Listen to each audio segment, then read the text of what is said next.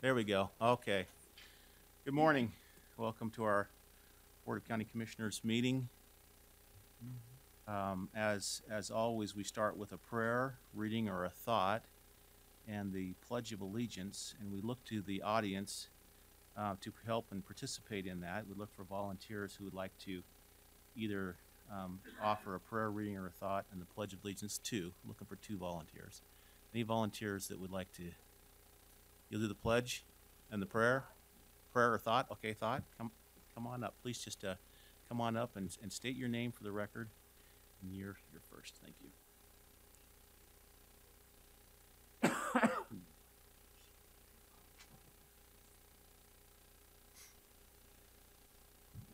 My name is Janice Reeb. I live at 146 Hobble Creek Canyon Road in Springville. The thought is by a turn of the century, as in 19th to 20th philosopher. His name is H.L. Mencken, and what he said was, to every complex problem, there is a single answer, and it's wrong.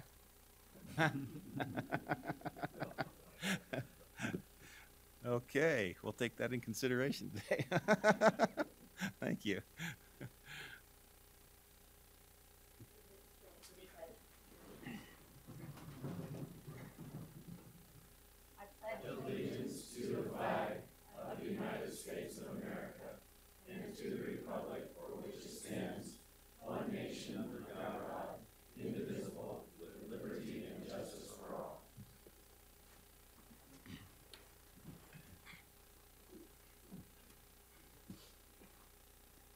All right, we do have our agenda before us. There is one item that I would like to see done first without objection from either or from both the other commissioners, and that is we have Patty Bawley here.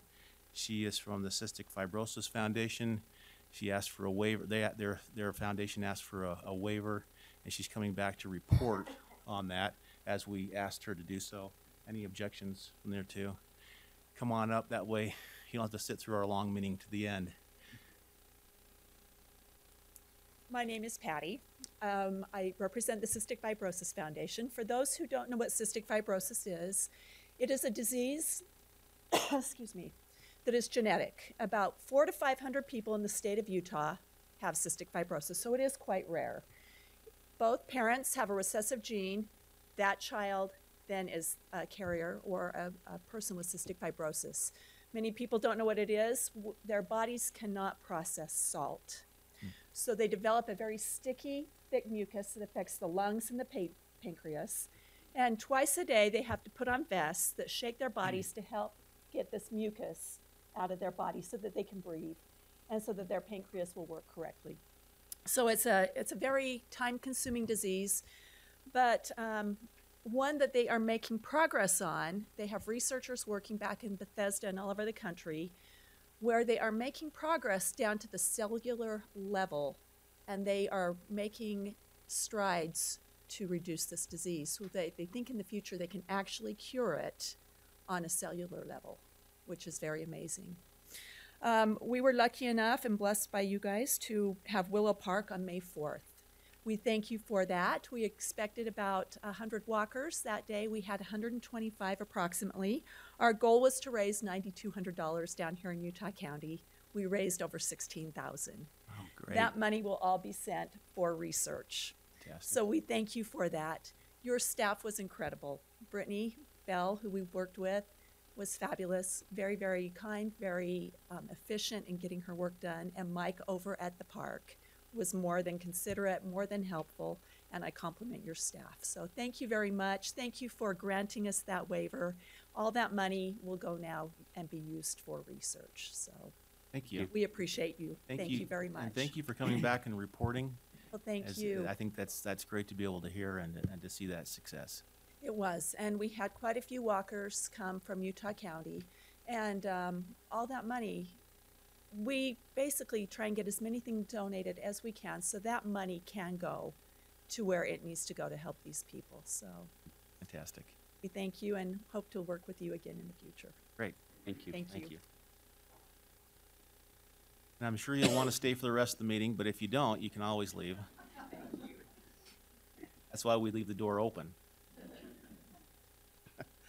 All right, on our agenda, we have a very long agenda in the way of numbers, but I think that as we can work through this, and there's a lot of things on here that we have on consent, we will move both the published consent agenda and the regular agenda right now temporarily onto a consent. So everything is now on consent to either be approved, agreed to, ratified, or so forth as stated in the agenda. And then we will go through a process of pulling things off of consent onto a regular agenda that we need to talk about. Otherwise, if it's left on there, it will be agreed to or ratified. So with that, with our consent agenda, if we could hold number 3 for discussion. It's been suggested that we table number 5 without any objection.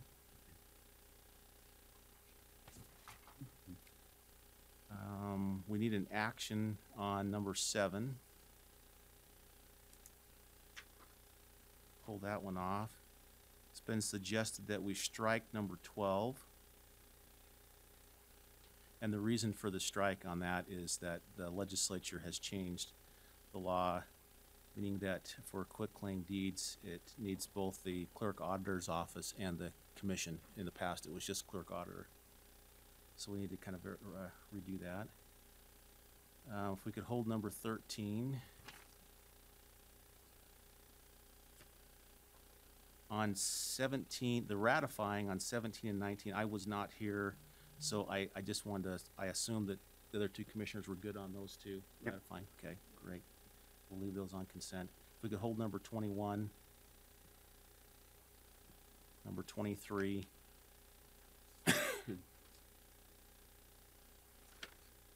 It's been asked that we continue number 52 for 2 weeks.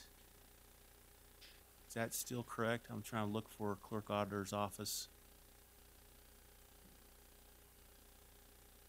So that was expressed to me that needs to be continued for 2 weeks. Hold number 53.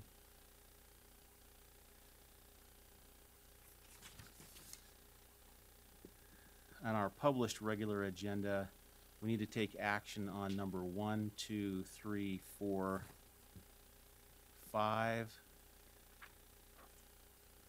and then on 7 and 8, we will need to consider 8 first. So we'll consider 8 and then look at 7. If we could hold number 13. Any others? I was hoping that someone from the clerk auditor would be here. I had a brief question that probably shouldn't hold up any of this whole batch of agreements that take up 3 pages on the agenda. Yeah?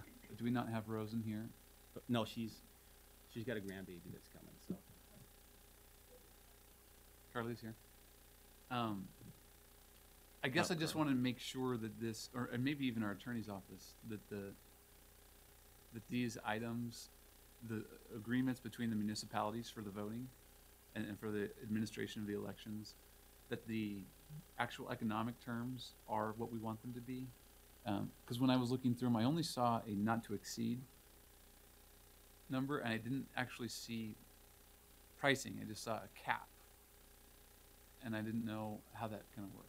Yeah, Paul Jones from the attorney's office. The election staff went through and they determined a price per voter, and we have what we figure is a maximum voter per municipality.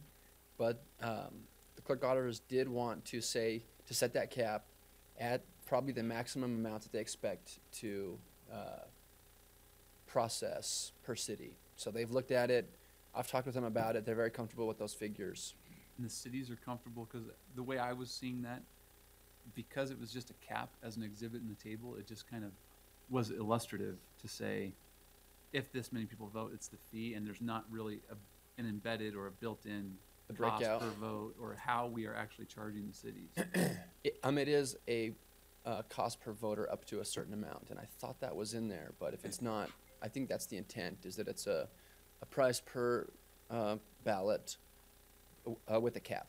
And I don't have any issue with the pricing, so I guess I'll just make the note on that consent agenda that assuming that what's in the table is actually contractually binding, Right, and all the which cities was the have intent signed. of all parties, then let's Right. just make sure that Yeah, I that's think, in there. yeah. I think there was a couple cities in there that they're agreeing, well, we don't even know if they're gonna have primaries or not.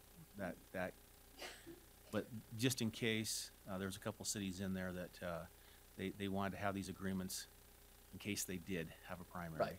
So Yeah, and we that's- want them in place too, so. I do believe all the cities have already signed, they've gone through their processes, and now it's up to us. Then I don't need to hold any of those items. All right. So with that, then, is there any comment, general comment on the ones that we have now consented to? Okay. If at any time on these, when we come to the agenda item that we're gonna be talking about, if the public would like to come up and speak to that, there will be time for that. You can make sure and state your name when you come up as well. That would be appreciated. So the first one is number 3, and it's to approve and authorize the Utah County Commission Chair to sign an agreement with Quick Quack Car Wash. This one was continued from the last time. I think you're gonna run through a little bit of an analysis on Yes. a few things. Excuse me. Richard Nilsson, Public Works. We went back and looked at the vehicles that are intended to be on this agreement with Quick Quack and looked at what the annual cost was last year in 2018 for using our in-house car wash. That was about $6,500, is what the charge would have been back to the departments that had those vehicles. One thing that was interesting is out of I think there's 119 vehicles on the list, there was about 50 of them that had not been, they'd only used the internal car washes 0, 1, or 2 times in the year.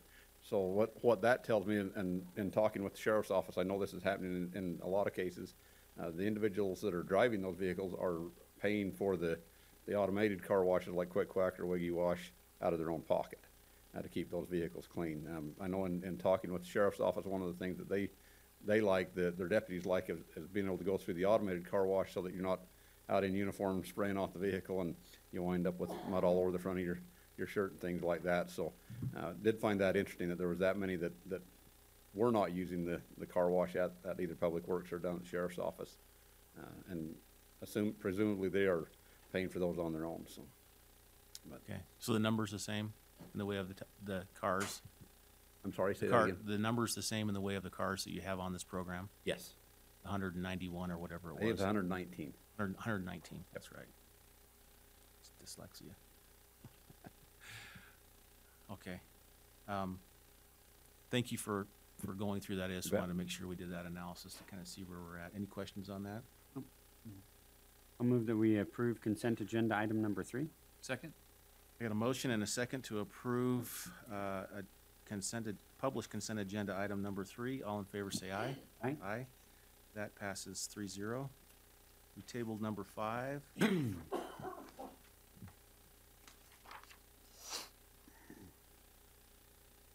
Number 7 is to approve and deny a request for Trout Unlimited to waive the rental fee. This one does take action. It's passed. I Yes, know they it- sent the letter on May 13th. Yeah, they requested it a couple of days before the event. We told them, said, you're gonna have to pay the fee, and if the commission chooses to waive it, then we'll refund the fee, so. So they did pay the fee? Yes. Okay. I know we have to take some action on that, so that's the reason why I was holding it. Any other thoughts or questions on it? Did they meet all of our typical insurance requirements and stuff for Yes. waiving the fee? Okay. I move that we approve item number 7.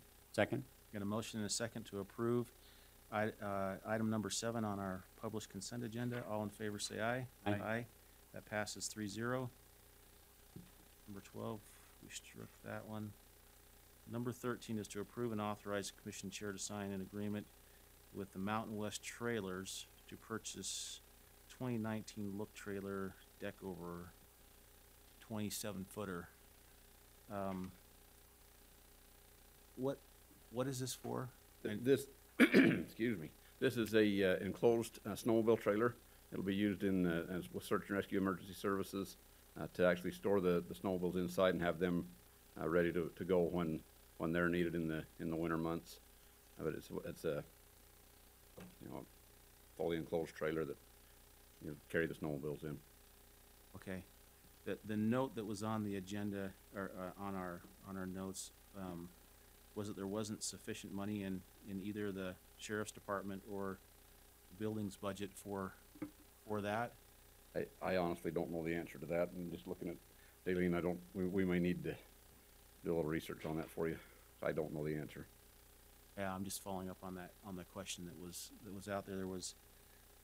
There's an ask for 12,000, but there's only $9,000 in the sheriff's budget and 4,800 in the buildings. So I'm just wondering where that money's coming from. I'm sure there has to be a transfer. Yeah, I would assume so. I honestly don't know the answer to that. I'm sorry. Okay.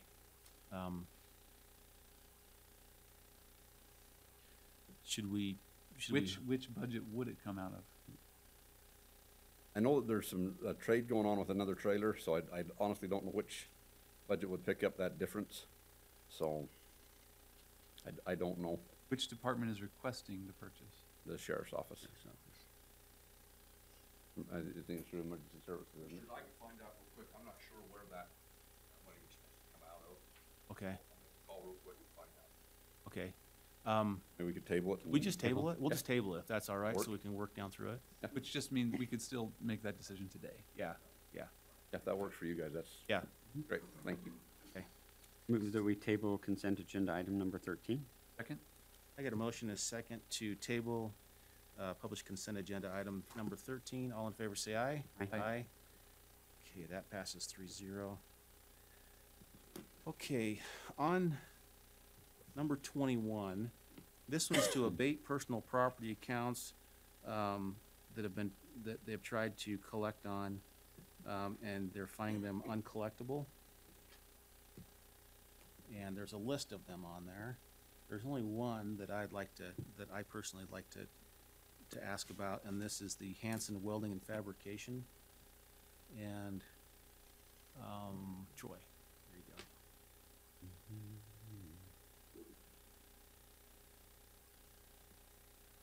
So, sorry, let me get there.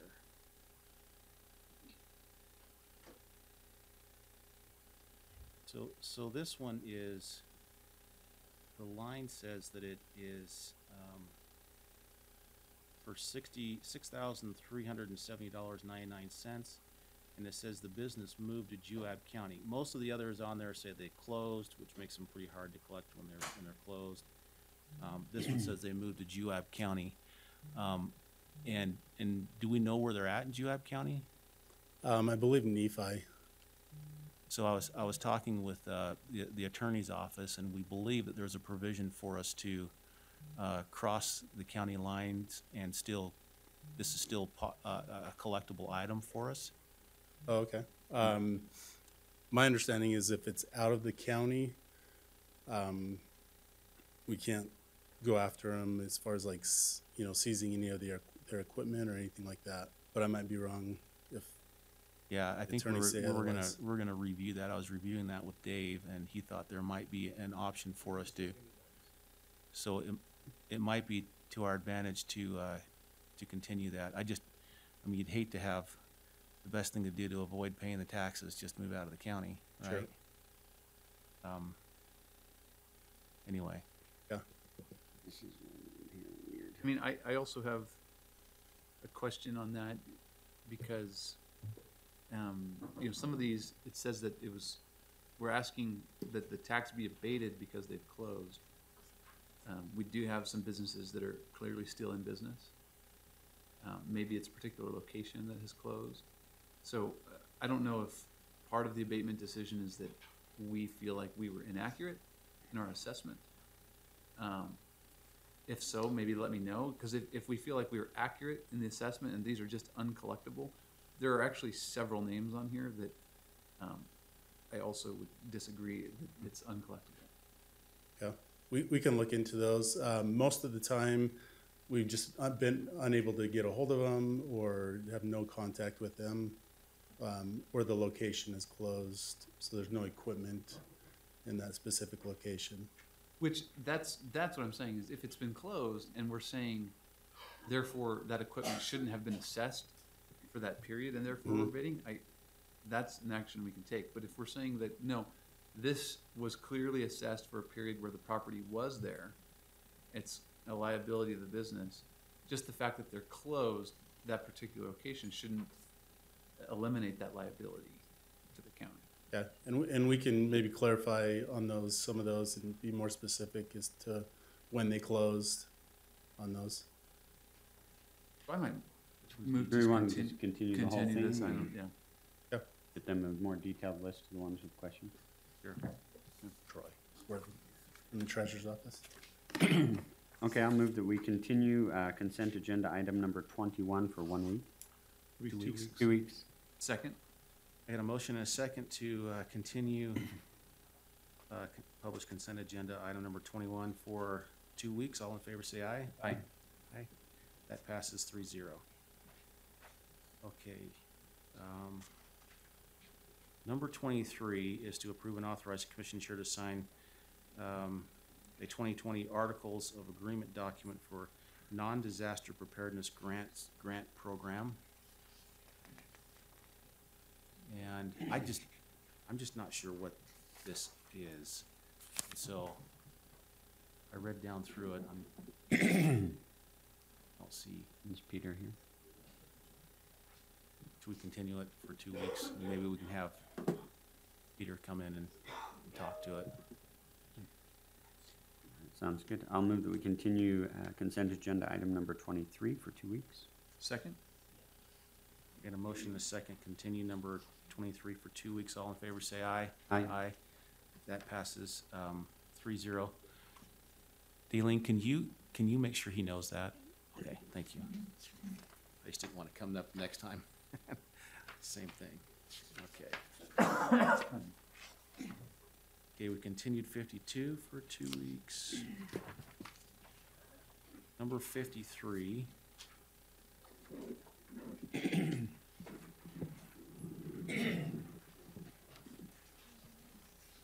Okay, this is to approve and authorize the appropriation of unclaimed personal property received by peace officers to public interest use. Designated in public interest use and the personal property partial funding for salaries and benefits. So I think you. I put it on the You agenda. put it on there, Right. yeah. So- We're talking about asset forfeiture. It's not necessarily asset forfeiture. It might be money that someone found, and it goes to evidence in the sheriff's office, and then they hold the money for a period of time, and they send appropriate notice if they know who the owner is, or they publish a list of the found property that they don't know who the owner is in the paper. And after a certain amount of time, if that isn't unclaimed, then they bring it over to the auditor's office and we hold it in an account until this designation is made. Okay. So it does not, asset forfeiture then doesn't apply to this?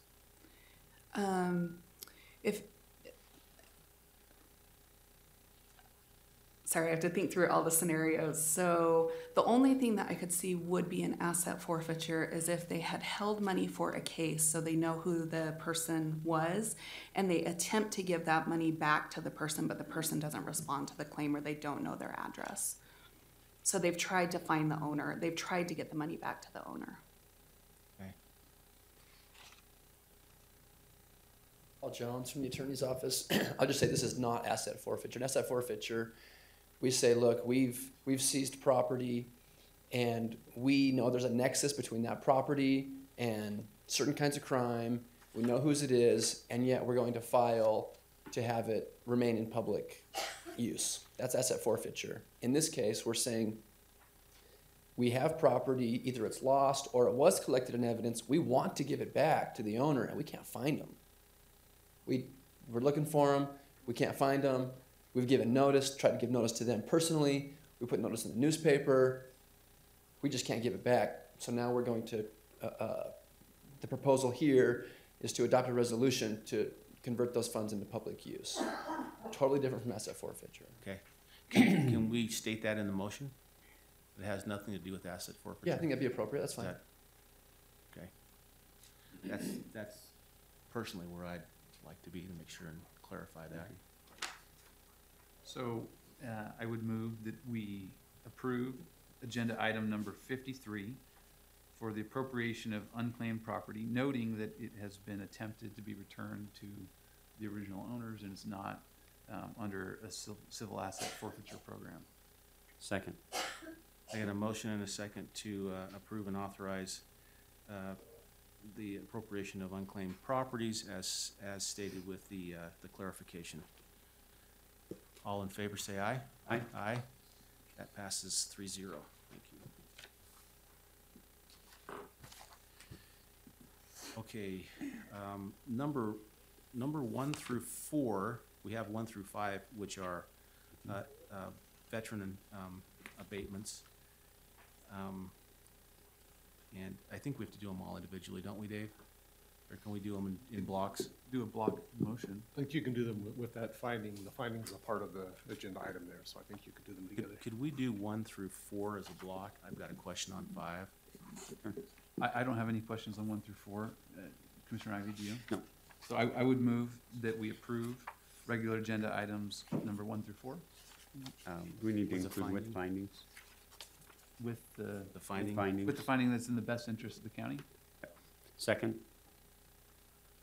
I've got a motion and a second to approve the items 1 through 4 in our published regular agenda with findings that it's in the best interest of, that is, what's the word I'm trying to find? The claimant is timely filed the application beyond the reasonable time and has extended the deadline against good equity and constance. All in favor, say aye. Aye. Aye. That passes 3-0. Number 5 is similar in that the only question I have is that on the application, they did mark yes next to the question, do you rent out a portion of your home? And so I find that one a little bit different than the previous ones. Is there, Vicki Westergaard, Clerk Auditor's Office. When they rent out a portion of their home, I'll have to contact them to find out the percentage. I do a manual abatement where it excludes that part of the home that is being rented out. so this one here It is wouldn't looking be at the for- entire thing? No, Is no, this one the proportion? it's just a proportion of it. So this one is correct then in that, okay. Yeah, because at the end of the year, once the taxes go on, then I do manual abatements for the percentage ones. Paul Jones, your vote today is only to accept the late, and then she'll process it through the normal processing. Got it? So, Okay. Okay. I move that we approve regular agenda item number 5, noting that it's in the best interest of the county. Second. And a motion and a second to approve agenda number 5. All in favor, say aye. Aye. That passes 3-0. Okay, now we're gonna look at number 8 first. Number 8 is to adopt or deny an ordinance to amend the Utah County Land Use Ordinance, Chapters 1 and 4, relative to requirements on lot line and multiple zones. Bryce. This one, was continued. We're still working on it.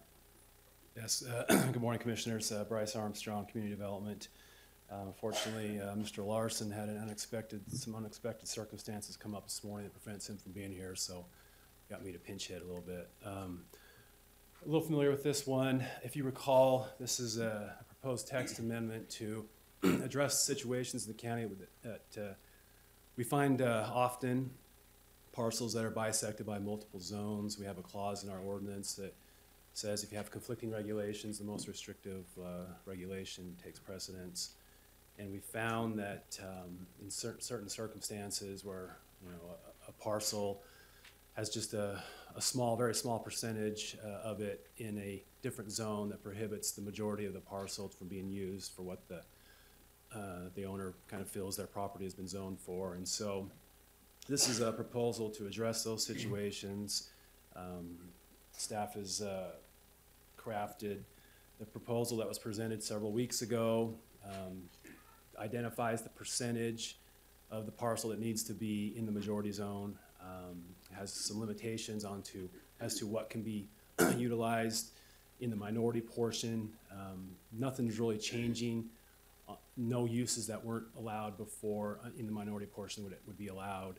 This is just to allow the majority of the parcel to be utilized. That's just a little background to what was originally proposed. Our discussions a couple weeks ago with you resulted in some questions specifically about the potential of very large parcels. 20% of a large parcel can be a significant amount of acreage, and there was some concern about, that portion remaining as a minority portion without going through a rezone. And so staff has worked on tightening that up a little bit. There's been 2 changes since our last meeting. Number one, we've added some additional data to the sampling that we looked at to get an idea of how this affects parcels. We just took random samples of parcels throughout the county. So we added some parcels to that. Going through that data resulted in staff recommending that majority portion be reduced to 85% from 80%. So the majority would need to be 85 rather than 80. In addition, and probably more importantly, also establishing a cap, a max amount of acreage that could be included in the minority zone. And we've identified that as 10 acres. And so anything above 10 acres, even if it meets that 85% threshold, would not qualify and would be subject to the minority zone, or they'd have to go through a rezone. So that's kind of the changes we've made in a nutshell. I think Brandon's included some of that backup in that data for your information. Kind of answer any questions you might have. First I'd start and thank you for going through and looking at the additional parcels. Obviously, this is a particular ordinance that affects a large range of our county, all over, especially in our borderline areas that abut different zones.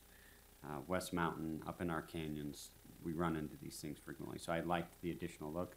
I personally really appreciated the data that came back and set a minimum acreage on that minority portion. I think that puts a protection in place so that people go through the appropriate processes to get their land in the correct zone, so that we're protecting large portions of land that should really be in a particular zone based on our master plan in the county and our general land use policy. So I just wanted to thank staff for their efforts on that this was numbers that were reached by good analytical data and some good critical thinking, so that we understood our unintended consequences would be covered as we work through this. Is there public comment on this? Come on up if there's public comment.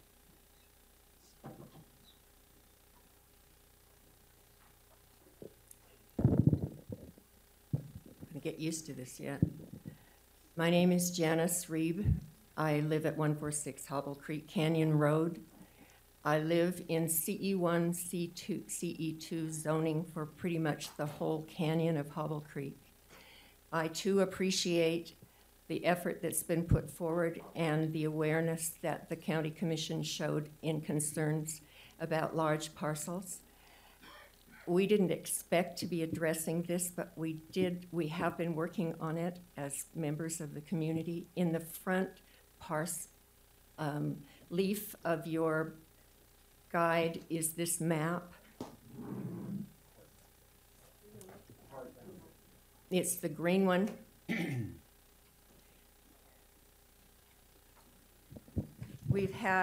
I've had, both of us, Carol and I have had interchanges with Bryce and Armstrong, and we want to tell you how much we appreciate his willingness to not only be responsive with data, but also to be quick about the turnaround. One of the things that we were concerned about, if you look at this map, you will see that there is yellow and a red parcel, and a lot of green, and the green is CE1, and I think it was Commissioner Lee who asked how it was that we came up with divided parcels, divided zoning parcels. And in this particular instance, it was because in 1977, the canyon that had been CE2, where you can have subdivisions, was overlaid with CE1 that requires 50 acres per home. And the green are the large parcels. They all front Hobble Creek Road. The concern that we had is even with the reduction of the percent of minority property, it's possible to also, annex isn't the right word, but add to adjoining parcels so that you can manipulate those percentages as well and do essentially a de facto zoning. And this property in the red might be an example. It's an onerous thing, I'm sure, in the case of backcountry to have just a little sliver of CE2. However, that property has been available for years. It's one house per 50 acres that would control that property. That's what's been in place for years, one house per 67 acres. We just want to be certain that there are some additional constraints. In this particular red balanced property, the green or the light green is about 32% of the parcel in red. However, there is adjoining property that's also CE2 that could bring the percentage of that green part as the percentage of the whole. When you have a bigger piece, then the parcels as percentages change. It would be possible in this instance to make this a 15 or less percentage part of this, meaning that you could, instead of having one home on this property, subdivide it with your permission as a conditional use to 50 homes. And that's just a continuing concern we have. Thank you.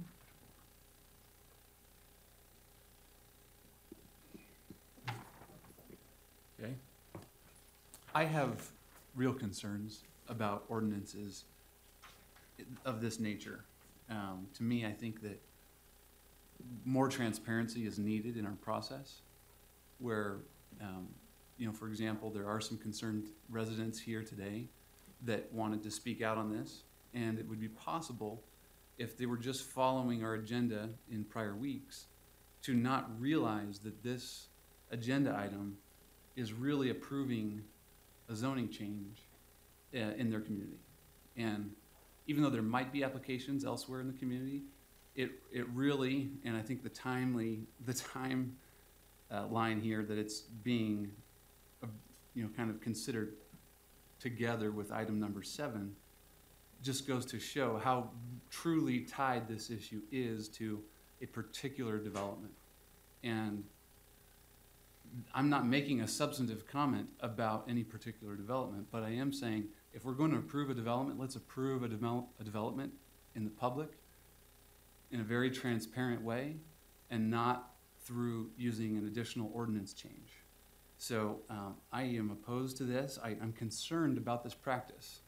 In this case, I do appreciate the comments that have been made about some of the other general applicability and how this may be an issue, but I do think the driving force for consideration was one development, and that's something that's happened in the county in the past, and it's not a practice that I feel comfortable with. So I'm opposed to this ordinance.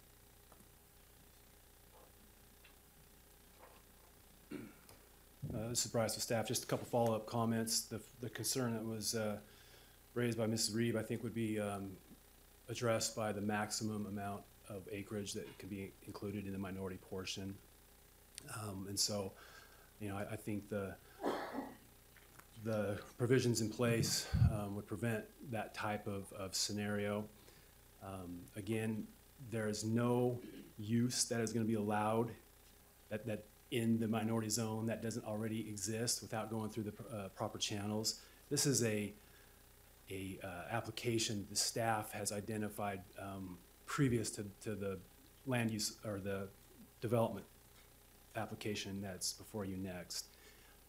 Staff has indicated that they were going to address this summer when we do some cleanups. The applicant wanted to expedite that because of the need for his application. And so that's why it's being brought at the same time. This is something that is frankly is needed. If you zoom in close enough on every parcel in the county, you could probably identify a discrepancy. And so there's got to be a tool that addresses these situations where it's just a surveying gap or a property overlap or an adjustment between historic property lines that now doesn't follow the zone boundary. And so I think it's a very useful tool. It's very commonplace in jurisdictions throughout the country. Most of them are much more liberal than this is. This is very restrictive. And we've put in a lot of requirements to make sure that you're not doing anything that doesn't already allowed in that zone and meet those requirements and actually prohibit certain uses without going through that zone change.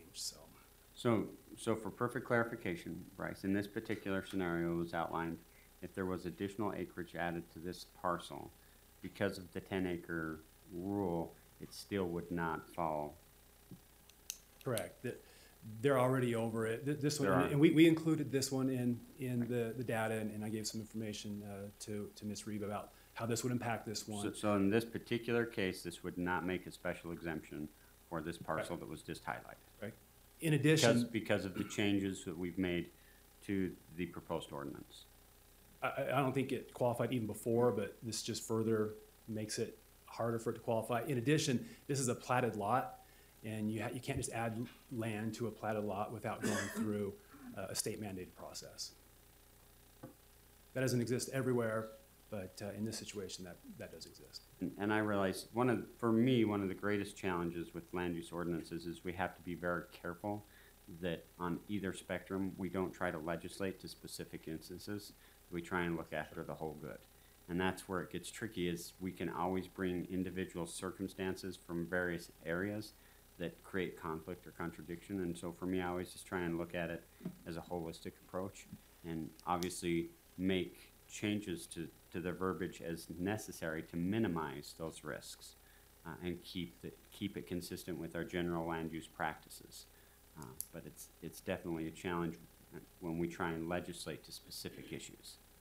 And I think You that know, or there's actually, not issues, specific instances would be a more appropriate Sure, and term. we always contemplate the impact the best we can countywide. That's why we try to include this data.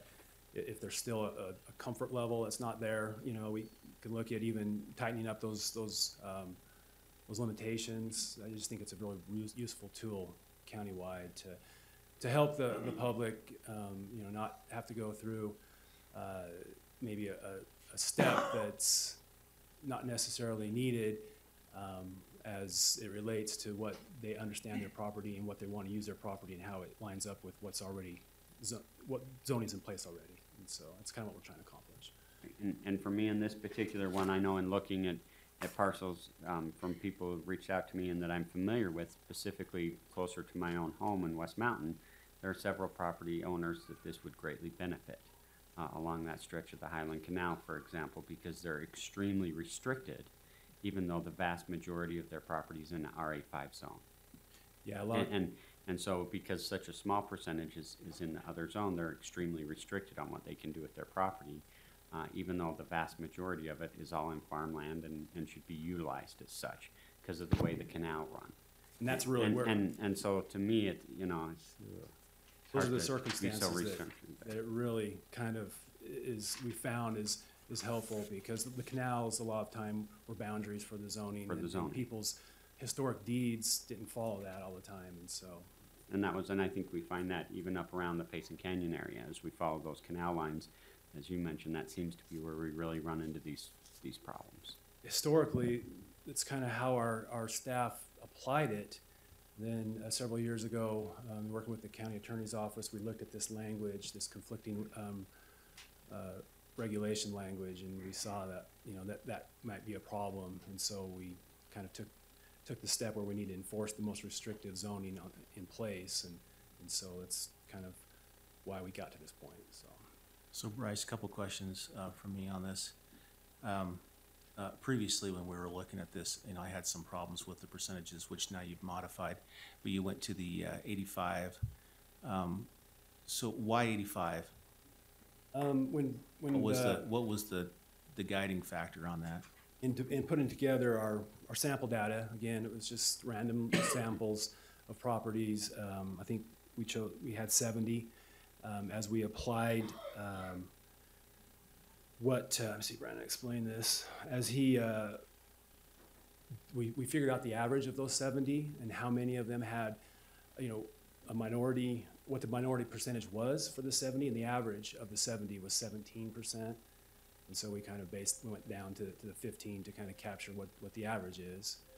Again, that's not the only threshold. Then you have the acreage. So that brings up a good point. In our sampling data of the 70 parcels, I believe 40 met the 15 and 85% threshold. And then of those 40, 8 more were eliminated because they had more than 10 acres.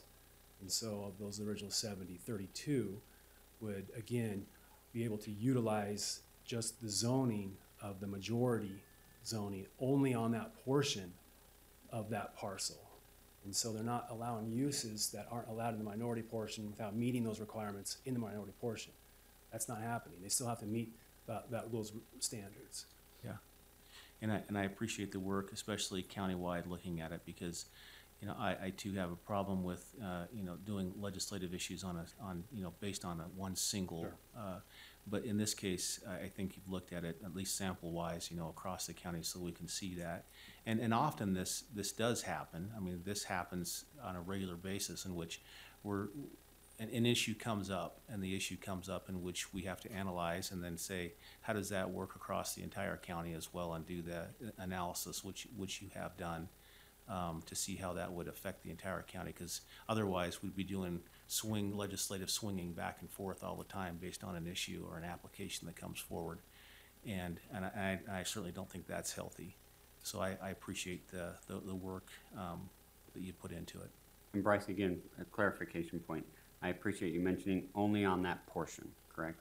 So it's imperative to understand that on these split parcels, you're not going to be able to change that minority part, right? Or do more activity than would be allowed on that minority portion. Correct. For example, and let's take West Mountain example. You've got the lower portion in the RA5 zone. You've got 8 acres, and you got 2 acres above the canal, which is the 50-acre mining and grazing zone now. Right. And right now, they can't put a house on either portion because of the 50-acre requirement. With this proposal, they would be able, hopefully that's 15%, whatever the average is. It meets the requirements. Then they could put a house on the RA5 zone, but they couldn't put it up above the canal unless they had the 50 acres above and made that requirements and frontage. And I think that's another protection that we're building into this to prevent against abuse from development, is that only on that portion. We're not just granting you a free-for-all here. We're saying you can utilize the portion of your property that lies within this zone. And in addition, we've built in some regulations to protect environmental concerns of wastewater disposals. I mean, Brandon's really spent a lot of time thinking about what kind of scenarios can exist, and those are kind of built in to that requirement. Contemplating any potential approval of this, one thing needs to be changed in the red line version that Brandon prepared.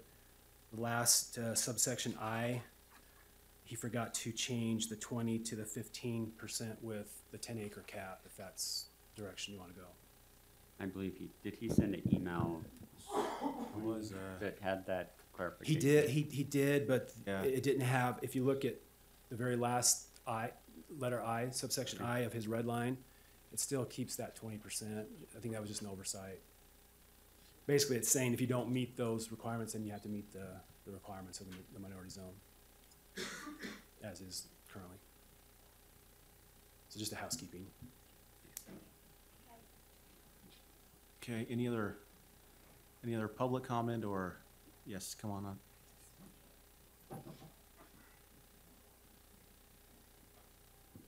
Janice Reed. I've never claimed to be a math whiz, but I guess the question that I want to ask, again, being very grateful for the work that's been done, it's 10% of what? Is it 10% of the larger parcel? And if the larger parcel is made larger, then would that not affect the percentage of the larger parcel? And I don't want to debate that here today, but I also want to say that there was no intent here to have site-specific zoning. It just happened to come up at the same time. And I am also concerned about everything that's been discussed here, and I would like to just have a further conversation with Bryce to have him explain how it works, because I can't figure that out right now. Thank you. Bryce, could you maybe address that? The 10% is the overall parcel size, both the minority and the majority zoning together. It's the cumulative size of the parcel. That's where that gets. And so if you're adding, again, more acreage to it, then those percentages adjust equally, but the catch-all is the maximum amount that can be in the minority zone. I think that's kind of the parcel we looked at with Ms. Reeb, it's not gonna be affected, but In that particular parcel instance, they could add all of the acreage they want, but because of the 10-acre cap, it would not change it. yeah, that's, for example, that parcel, let's see, is currently 87.91 acres, 59 acres of which are in the CE2 zone, so 68%. 28 acres is in the CE1 zone, and so obviously they don't meet either thresholds of that, so they're held to the CE1 zone. It's a 50-acre platted lot. Adding acreage to I just don't see how you can get down to the 10%. I mean, you have to take away acreage from the minority zone, so. And yeah, I've extended the opportunity to, I'd be willing to meet with Janice and whoever to lay out maps and kind of look at any parcel in the county and see how that affects it. Okay, any other comments for discussion up here? Oh, yes, sir.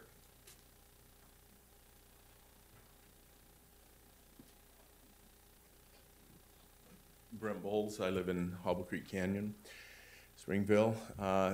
Just listening to this, I think there's so many more questions that need to be brought up. I'm confused just by sitting in a planning and zoning committee weeks ago on this. Now they're changing it, the wording. There's just too many questions here to say, well, let's run this through and pass it, because there's no transparency, as Commissioner Ainge said. There's no transparency of what the purposes of this is. I requested some stuff on my piece of property up in Hobble Creek, and basically they were said, tough, we're not changing anything for you. You either build and follow the regulations or you don't. Which do you want? And now I'm seeing that it's just kind of an open, whatever we can do to get away with little tiny pieces here and there, or nitpicking. I wasn't given that opportunity a few years ago when I was building. So there's too many questions here in my mind without actually reviewing this in depth and the language to say that this is a good idea. Thank you. Well, hopefully on our agenda, our published agenda, there's, besides the, what we're looking, and we publish out there the memos, the recommending language, the memo, the CCs, the updated language for the amendments, the zoning, parcel sheet, spreadsheets, planning commission meetings, staff reports, multiple zones, commission development, correspondence with the Ferguson and Barron, and the ordinance amendment chapters 1 through 4. I mean, there's a lot of information on there. Hopefully you looked at that before today. As we consider that, there's just a ton of information out there. Yes, I mean, I don't know how we can be more transparent. Is the biggest question with all that information out there as to what we're doing. Carol Ferguson, 82 North Meadow Drive, Springville. The information with all the documentation wasn't available to us until Monday, yesterday. So, We publish on Friday, um, and it's been continued a week. the 2 last weeks, 3 time weeks. the last time I requested an agenda for the county commissioners, I was told that it would be ready 24 hours before the meeting. I requested it on Friday and it wasn't available till Monday, so I didn't look for it until Monday this time. Okay.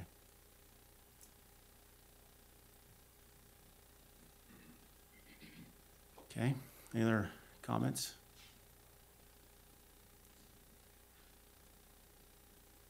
Okay, bring it up here for discussion if there's any discussions needed.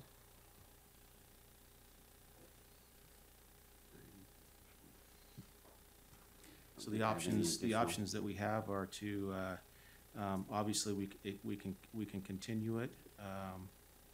We can look at it, we can modify, we can change any percentages that we want in there if we feel like there needs to be some percentage changes.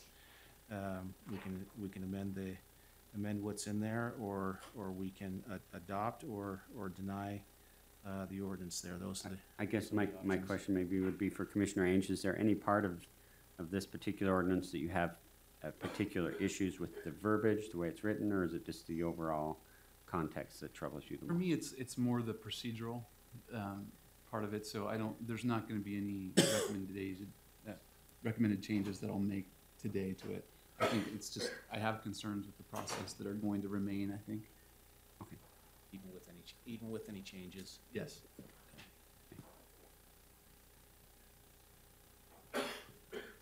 I know for me, through making the modified changes, the concerns that I've felt expressed to me from meetings with the public, I think we've covered those in these specific instances were of alarm, that were brought to our attention, and we've crafted the ordinance in such a manner that it provides that protection to the public who were concerned, as has been expressed by staff, and with those changes only applying to the specific portion, the maximum acreage that could be allowed being set there at the 10 acres, and the reduction in the percentage. I think we've addressed those underlying issues that have been concerned to continue to protect the best interest of the citizens who have voiced their concerns, yet still allowing us to move forward and make some plan changes to our ordinances and our land use policies that broadly affect citizens and in the end grant them the opportunity to have freer use of their land as a whole.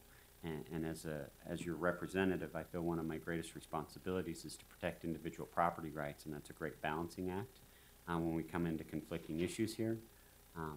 But we have to try and do our best to find that balance. I feel in this particular piece of legislation, we've worked through a process in meeting with individuals, with staff, and in our language revisements that find that appropriate balance of granting additional freedom to people who have been heavily restricted on their land use, while still trying to protect critical land areas in the county by keeping those minimums in place. And so as a result, I'll be in favor of this particular proposal today. Okay. Any other comments? Okay. Motion to be in order. I'll move that we adopt regular agenda item number 8 with the noted changes to subsection I. Second? I had a motion and a second to adopt the ordinances, the ordinance as stated in agenda item 8 with the clarification. All in favor say aye. Aye. Aye. Any opposed? Nay? So we have Commissioner Ivy and Commissioner Lee on the affirmative with an aye, and Commissioner Ainge in the negative. Okay, so that passes 2 to 1. Now we'll move to number 7, which is to approve the Backcountry Estates Mountain Home Development Plat A, subject to the conditions in the staffing report. Bryce Armstrong, Community Development staff again. This is the application. You'll probably feel Brandon's absence a little more, but should be able to at least give you some general introduction to the application. And I think we have a lot of input on this one, so I'll try and be brief. This is a mountain home development plat, Backcountry Estates. This is in the Hobble Creek Canyon area. The proposal is for 6 total lots in the CE2 zone with a small portion, I believe it's less than 1%, lying in the CE1 zone, kind of applicable to our previous discussion. This is again for a development approval. This is a conditional use that's identified as such in the CE2 zone. Conditional uses are entitled to approval provided they can meet all the requirements of the land use ordinance governing that use. In addition, any considered reasonable detrimental effects can be proposed to be mitigated by reasonable conditions as part of that approval. With those parameters, an applicant is entitled to approval. With that background, this again is 6 lots. I think each lot is 6 acres plus. The proposed source of the water is an existing water system that is utilized for an adjacent mountain home development, the cottages. And so the proposed source of water would be the same source of water that, or same water supply system that is currently being utilized for another development. Staff has gone through the review of this application and identified that the application meets all applicable requirements with a couple noted concerns. And so I think I'll just get to the point, identify those concerns, and then kind of turn it over to you and how you want to handle that. The first concern, I guess, is related to the provision of water. The water, you should have a lot of backup, a lot of documentation, so I'm not going to kind of get into all that, but the underlying water rights that are associated with the proposed source of water are subject to an adjudication process in the 3rd District Court. And I think there's been a lot of documentation and expounding on that, and I'll kind of defer to that data that's been provided to you. I know that our county attorney in their letter dated April 9th have kind of determined their stance that's identified in that letter. In addition to that water challenge, there's also a question regarding the access for the proposed development. The land use ordinance requires 2 separate accesses on a paved county road, the county road system. It does provide for a mountain home development the ability to utilize access through a previously platted development. And so this application would be utilizing that provision in the land use ordinance. The challenge is that there needs to be verification or documentation that authorization has been granted to utilize that access through that the cottages is the development that we're referring to. And so the other concern, I think, was related to the zoning, and that would be resolved by the land use text amendment that was just recently passed. Staff has identified a number of conditions that they would recommend to be attached to any approval. Most of those are, a lot of those are the standard conditions. There are several that are specific to this proposal. So that's kind of just a brief summary, and there are a couple exceptions related to some road grades that are provided by the ordinance that the commission needs to find, and an exception to irrigation water requirements. Those are identified in the staff report. So can you clarify a couple things for me? I'll do my best. On the plat map, when I look at the roads, it actually is written right on there, certain easements on the roads themselves. And of course your CC&Rs and so forth, you know, so there seems to be a conflict on what takes precedent, or it seems like there's a conflict in either the plat map itself, or in the CC&Rs, or in, you know, with what the easements are, and how they're obtained or how they're granted. How do you see it? Generally, a plat takes precedence. Now, I don't know if you're talking about previously recorded easements. I'll Probably, I look on the roads themselves, and it's written right on sure. there So that it's an easement. yeah, I'll probably refer to Mr. Moore. He's done the review of this application. Again, Mr. Larson from our staff did our review. Again, it's if it is an easement, then it's got to be granted to the person who is trying to utilize that for a certain purpose. In this case, it would be access through and to a paved county road. And so the governing document would need to, the easement, which would be the governing document in that situation, would need to clearly indicate that that is being granted to whoever would want to utilize that easement. No, it's kind of a vague answer, but Yeah, you're not making any more clear for me. yeah, it's.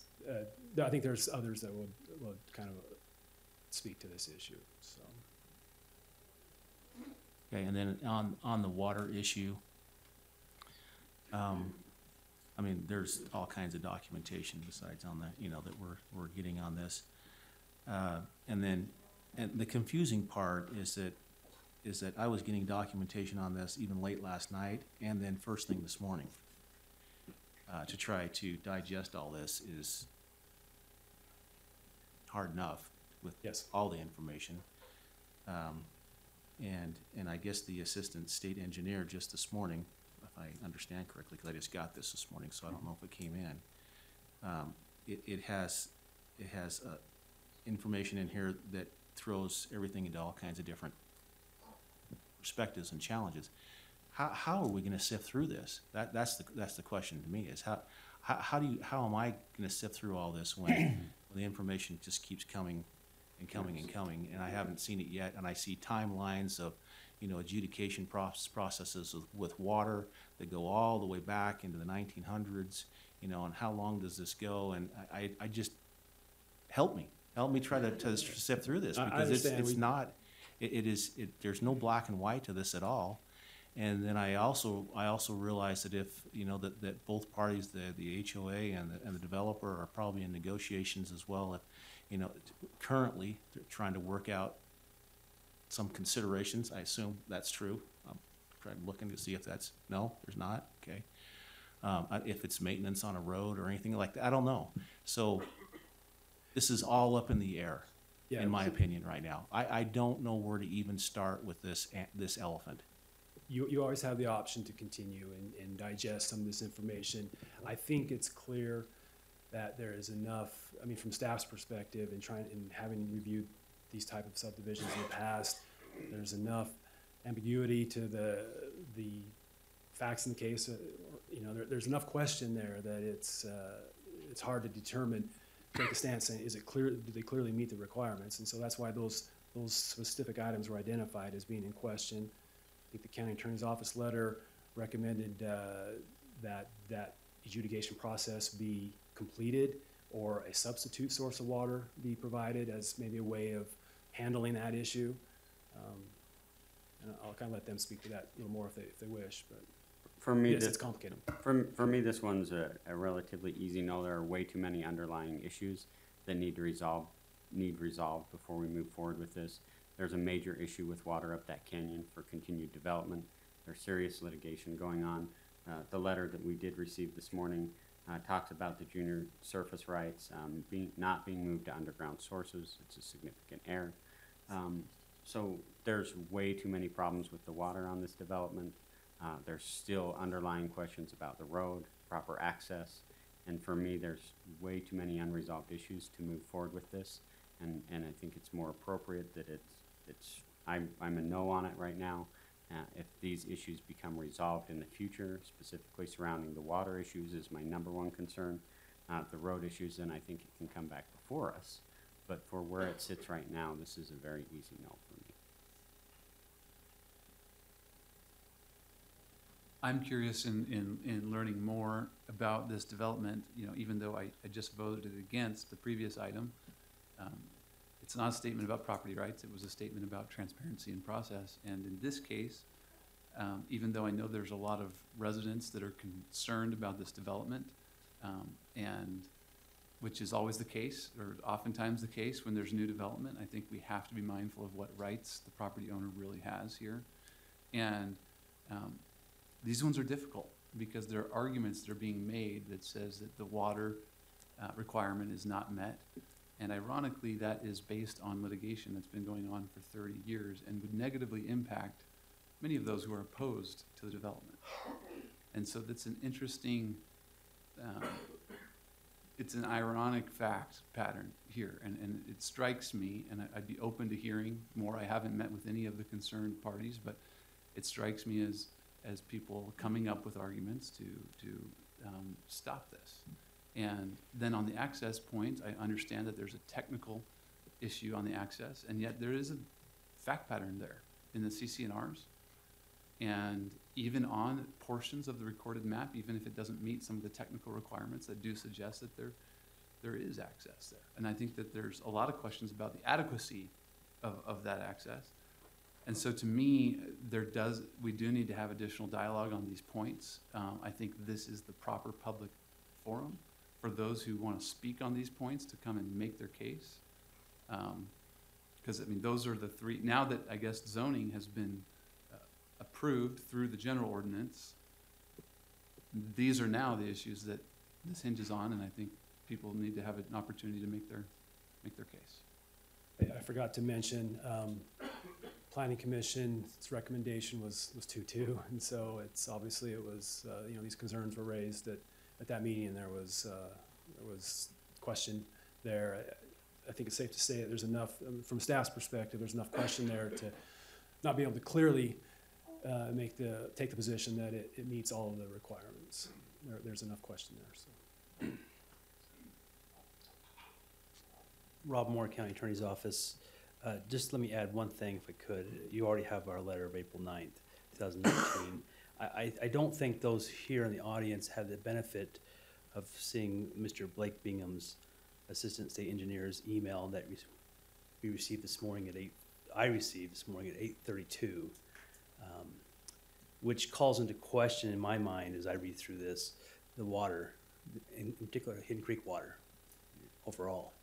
It talks about that water may have to be shut off at high water time when the high water time's gone. And so there's some discussion of that. And in addition to that, I know that you're aware that Mr. Bingham had a discussion with Brandon last week, and that he put that in a memo form to you. So this information has not been provided to anyone else that's here because we just got it. And so I know that might be troubling to know that they just received this information this morning. We invited Mr. Bingham to come down today. He was unable to do so. It may be advisable to have him come down and to give some sort of an opinion if possible. I don't think he will, because he does have some language in here suggesting they will not have an official opinion as to this current application pending before you. But to get more information about the water is certainly important, as we've come to discover that it's clearly an issue, at least according to the state engineer, assistant state engineer. If you have questions for me, I'm happy to answer your questions. I think this is a very difficult issue. Mr. Armstrong is correct. If they meet the requirements, they get it. The question is whether they meet the requirements, in particular as relates to water and also to access. That's our position. And that's all. Okay, thank you. With that, I get a sense that it almost seems like this is going to be continued, but it does give us an opportunity to at least discuss and have and to hear, so that we can be more informed, and we will make sure you get a copy of this letter. Whoever would like to see a copy of this letter that was given, so you have all the information, you know, at hand. So here's an opportunity to talk about this and to express your opinions on this issue.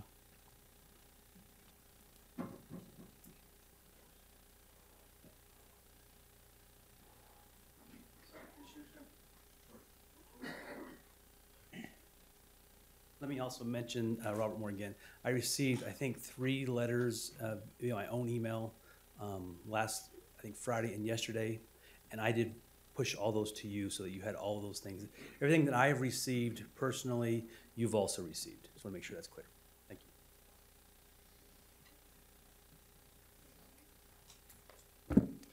Richard White.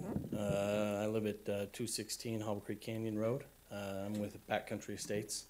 And I was gonna address 3 items, but I'm gonna leave the water issue alone since we just got this letter to. I'd rather be able to digest that and go from there with it.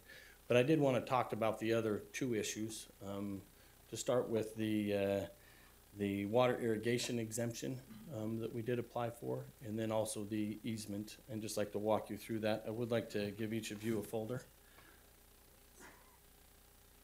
You're fine with this all being public? Yes. Okay. Yeah, it's all in the whole thing, but this just makes it so you don't have to look up elsewhere.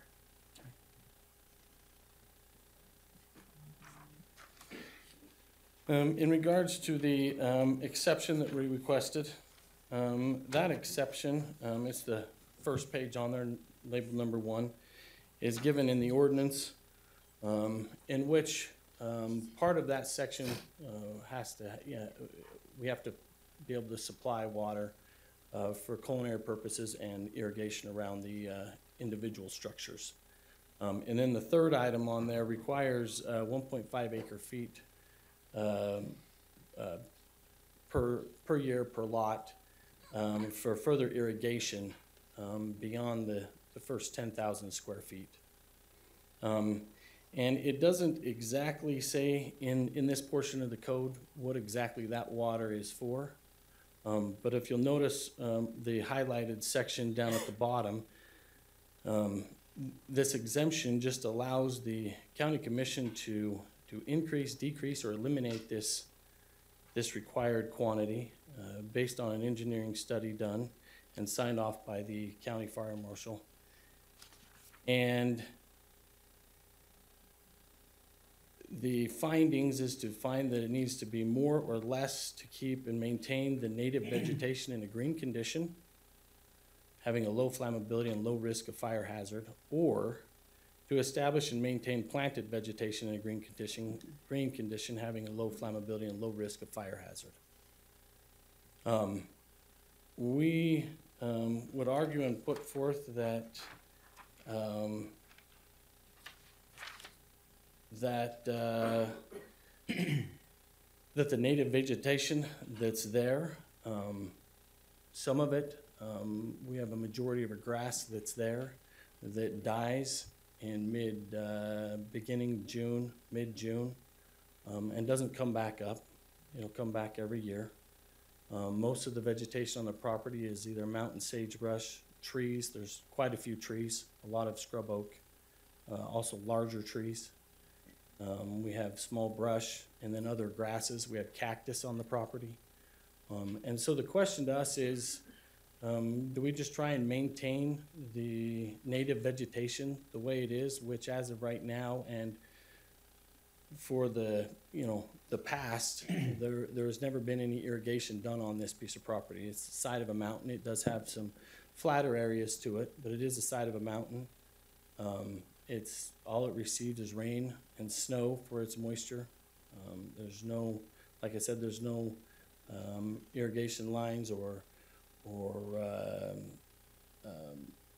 irrigation canals that lead to the property, so it's never been irrigated.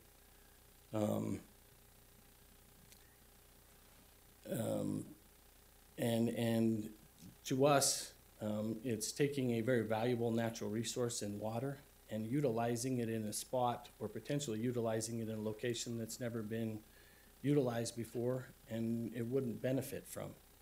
If we did start to irrigate it more, it would change the ecosystem of that area. We would lose a few of the plants because they're more of a drought tolerant and can't handle a lot of water. And it's also fascinating to know that if you go look in the county code, if you're in the CE1 zone and you qualify, which is you need to have 50 acres for a home, and you meet all the requirements to have a single family home, the county requires 0 acre feet of water to build on that land. As long as you can provide a water source, as long as you can connect to the city water if you're in that area, or connect to another means of water, you don't have to have any shares. You don't have to have any water rights, 0. It's the same thing in the CE2. If you have 20 acres and you build one house and it's qualified for one house, and it's not a subdivision, same thing, you have to have 0 water shares.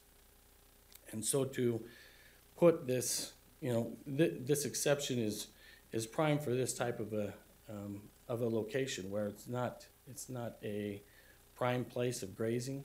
You know, I could totally see if the property was prime pasture land that had been irrigated forever, that you need to continue to do that. But that's not what it is. It's the side of a mountain that's never been irrigated before. A question, if you don't mind. So go ahead. Have you spoken with Springville City about potentially connecting to their water source? You highlighted the fact that in the county, that's one of the ways that we do make exemptions for these water issues, is if you attach this development to an existing municipality water source. Have you spoken with them about that possibility? So the issue is Springville water comes down Bartholomew Canyon Road, and that is approximately 1 to 1.5 miles down the canyon from us. So that is not a possibility. And then just a clarification as you go, Rob, can you maybe speak to, there was the comment that that there's not this requirement in building on a CE1 or CE2. So this requirement, is it because this is a subdivision? Or I'm trying to figure out the discrepancy of the requirements. Maybe Bryce, you can speak to this. I just was kind of looking that up. I do know in the CE1 zone, if you're doing a subdivision, which still requires 50-acre lots, there is the provision to not have irrigation water as long as you have a landscaped 10,000-acre lawn area and an irrigated fuel break of 100 feet? 10,000, sorry. 10,000 acres for the lawn, and then a 100 wide. 10,000 feet. Yeah, I'm sorry. I'm pinch hitting today, obviously. It's been a while since I've done these subdivisions. But there are parameters that would allow a subdivision in the 50-acre in the CE1 zone to not have irrigation water, but you do have to have some water to provide for green space around the home, including fuel break. So I'm probably asking a more basic and ignorant question, which is so what is the distinction that Mr. White is making? That because he's referring to a less stringent requirement elsewhere, but we're looking at the requirement for the development he's proposing. I think the requirement that he's asking for the exception the one I referred to was if they have those requirements, I believe they're entitled to that. This is more discretionary. This is a mountain home development. These are smaller lots.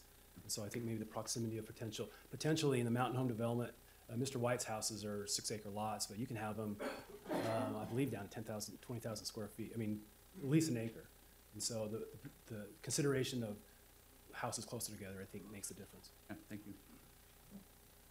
And the clarification I was trying to make is if it's just a single lot, not in a subdivision, because you can have a 50-acre lot up there with just one single house that's not a subdivision. And in that instance, it's 0 acre feet. As soon as, Bryce is right, of course, that as soon as you put it in a subdivision, then that changes the rules. And to speak also to the fuel break, we are also required a fuel break around the whole perimeter of the subdivision to help with that, where we've got to clear out trees. And also if trees are left, we have to shave them up about 6 feet off the ground to provide that fuel break. And in no means does this exception sacrifice life safety or fire hazard. The water system that we are required to put in per the county's requirements for the water system doesn't change whether we're supplying. Right now we have to supply for the 6 homes about 9 acre feet worth of water. If this exception is not given and left where it's at, then we have to supply something close to 83 acre feet, which doesn't make a lot of sense, but that water system doesn't change. The pipe that we run to the property is still gonna be a 10-inch pipe. It doesn't change the water supply. We will still have to put in a minimum of 7 fire hydrants to that area, which will greatly increase the ability to fight fires between the Forest Service, the down canyon side or the south southwest side of the property is bordered by Forest Service property. And so that would put a break in between us and the other subdivisions and properties up canyon of us. Put that nice fire break and add more fire hydrants there. It doesn't change that we still have to have sprinkled homes. And then also, once each individual lot goes for a building permit, they're also required to do a fire break around their individual dwellings, which all that, goes into effect as well. Did you have any other questions in regards to the exemption? On the water, just help me to connect the dots, because, here you're trying to get a subdivision approved. Mm-hmm. And when you were speaking to the water requirements, you were referencing the existing state of the land. It's never been watered, it's never been irrigated, it's a desert landscape. I mean, I would anticipate that you see that changing as people build homes and landscape their properties.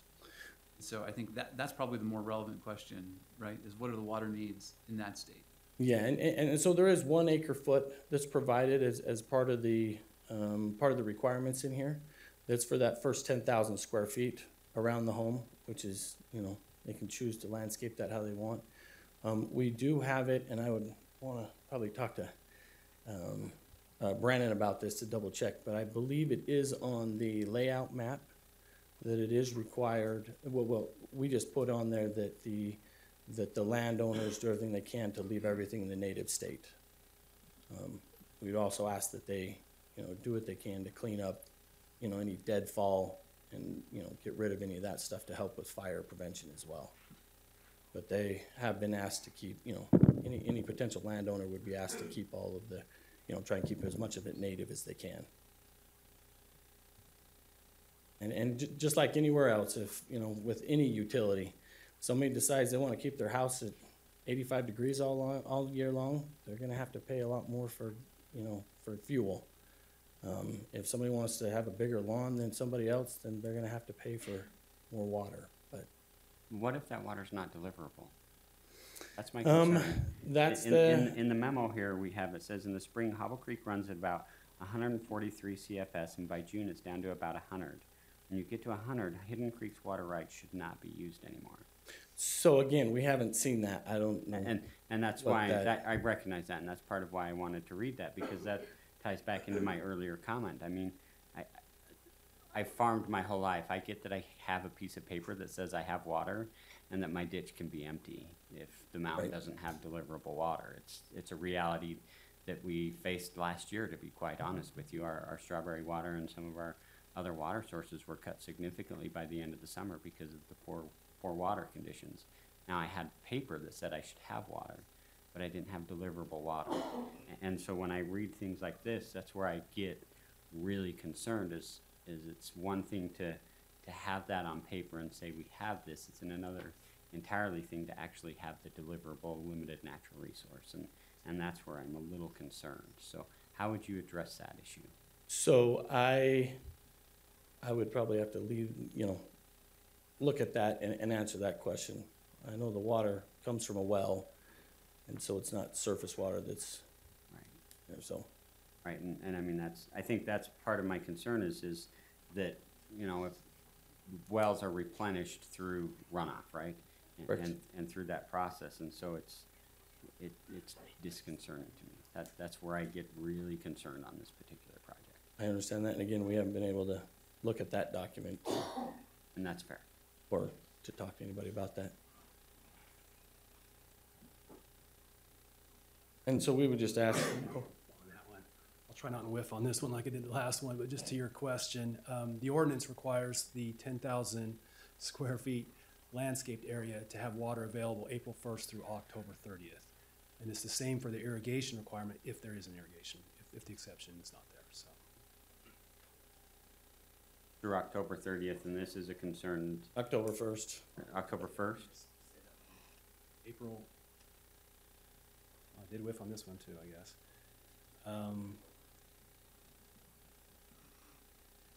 April 30th to October 1st.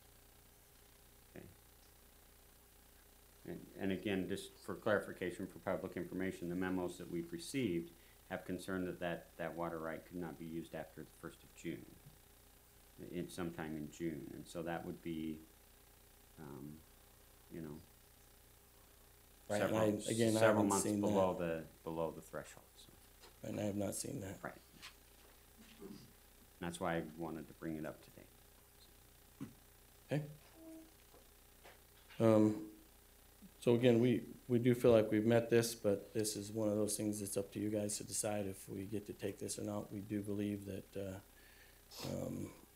with the scarcity of water, that it's a needed, exception, and that, it warrants it. And then the next item I want to talk about was the easements. And so you can just kind of set aside, you can take your page 2 and keep that, and you can set aside all the way up to page 5, because those have to deal with the water issue. And I guess we'll speak about that at a later time. What I wanted to go over with you is exactly what was brought up earlier in regards to the easements, is specifically the cottages plat map. And our concern and question is what legal bearing does this plat map have? I mean, do we recognize it as a legal document? It's been approved and signed off by the county and recorded with the county. Does it merit the critique that it probably deserves, that it's a recorded public document? I just want to go over a few things with you. The first part of it is I've highlighted some roads there. On the top left, you'll notice that Cottage Drive, and in the letter from from Mr. Robert Moore, on that number 2 that you still kept on the second page of that document, I've highlighted on there where Mr. Moore states that through the letters from the engineering department at the county, it indicates that all the required engineering drawings have been submitted. However, the landowner of the proposed development do not have the right to legally access Cottage Drive. So on this plat map, it's specifically labeled Cottage Drive, Whittemore Road easement. So I would just ask, this is an easement given, and it's on a plat map. On this specific 4 pages of the plat map, it doesn't specify who gets that easement. And so I would argue that that's a public easement. This easement is used for everybody that lives in or has a cabin in Whittemore. Also, anybody that has property in Springwood development, they also use this same easement to go to and from their property. I would like to ask you a question. Yeah, go ahead. In the CCNRs, so there's the plat map, but then there's also the CCNRs, right? So I'll get to that. Okay, I'll let you. Sorry. Oh. You can ask your question, but No, as long as you can get to it, I'm fine. I'm going to get to it. So let's start over here on the right side, where I've highlighted where it says the owner's dedication. And partway through that, the owner, which is the developer at this time, have caused that the same shall be subdivided into lots, blocks, streets, and easements, and do hereby dedicate the private streets, as indicated hereon, for the perpetual use of the Cottages Community Association, and also do hereby dedicate the public streets, as indicated hereon, for the perpetual use of the public. So a couple of things I just want to point out is it is dedicating easements, public roads, and private roads. And so as we look through this plat map and take it for its face value, you will notice on this first, it's page 2 of the plat map, and the first page that I've got there for you. Again, Cottage Drive is listed as Whittemore easement.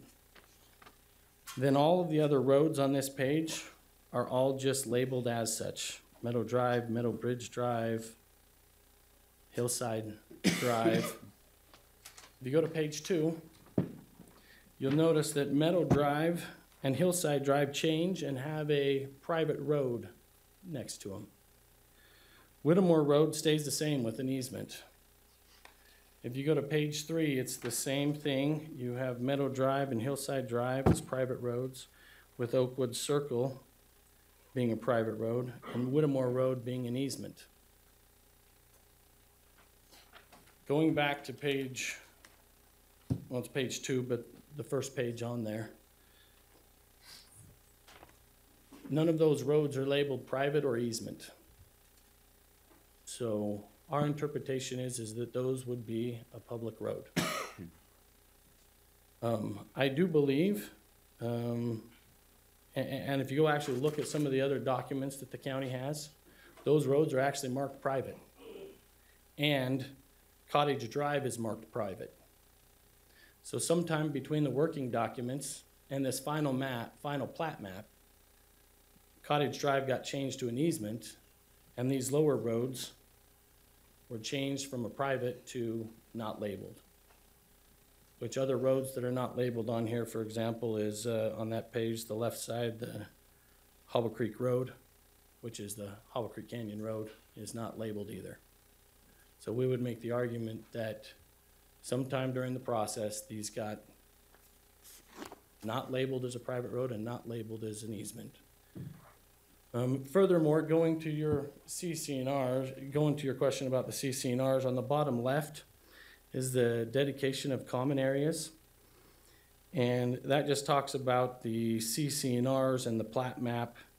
And then the very last sentence there said declaration of covenants, conditions, and restrictions is hereby incorporated and made part of this plat. Right there, it states on the plat map that the CC&Rs are made part of the plat. So the plat map went from a 4-page plat map to, I believe, like almost an 80-page plat map with that one statement. And so if we take it for its word, then we can go into the plat map, go into the CC&Rs, which is the next page that you have there. Page 7 that I've got labeled there. Can I ask you one question really quick on? Yep, go ahead. The roads are obviously different in width. Yep. What would be the reasoning for that? Or what would be your So- assumption of the reasoning for that? I have to. Look like collectors? I'm just So wondering. to us, it looks like a collector street. So what's happening here to us, if you do scale these, and it does mention over here on the I'm trying to see where it's at, but it does mention that this is it's a 56 to 50 foot easement on Cottage Drive, and that stays the same through Meadow Drive on that lower end, and then when it connects to Meadow Bridge Drive, it stays that same width all the way down. Then everything above that scales out to be about a 32-foot easement. And so the easements are different. The only way I could interpret that, because it doesn't state on here, is that, of course, the developer that developed the cottages also own the piece of property that we own that's directly adjacent to just across the road from Whittemore Road, own that as well. And to be able to have all of that traffic be able to get down to Canyon Road, you would want a wider easement and roads that are built as such. I don't know if that's why it got changed from the working documents to these, but it makes sense when you look at it that way.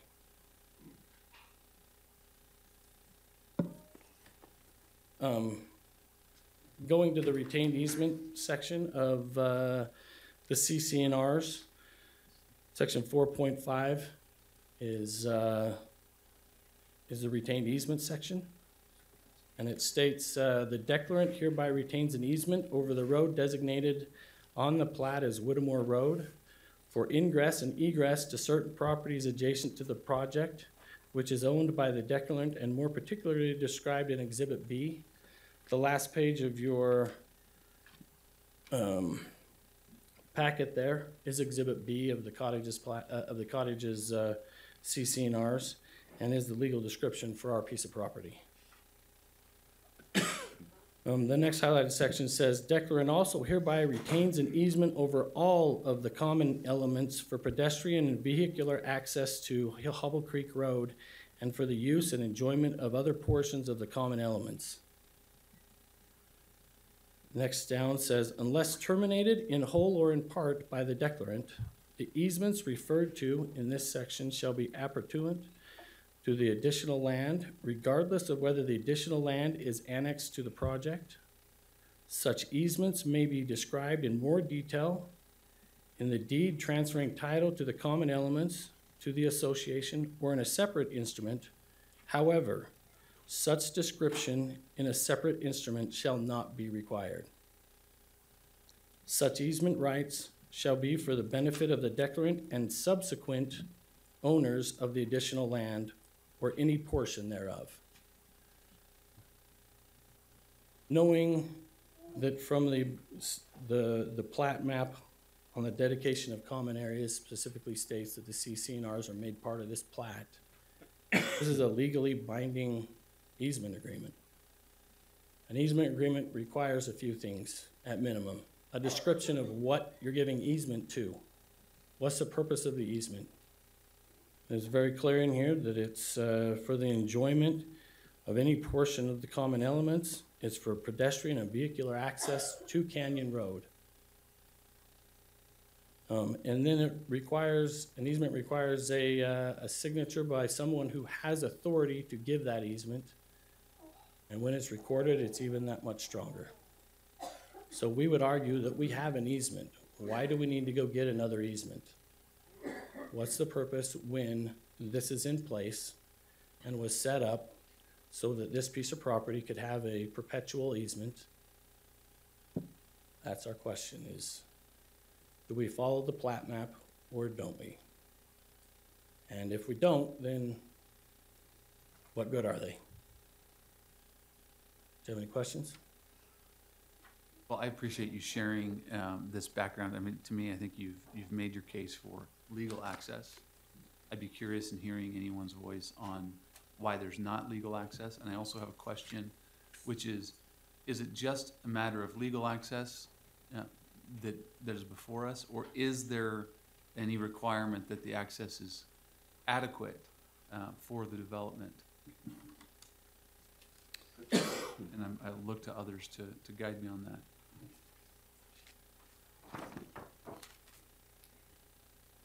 I can come back if you need me. And I'd also reserve the right at the end to speak as well. Thank you.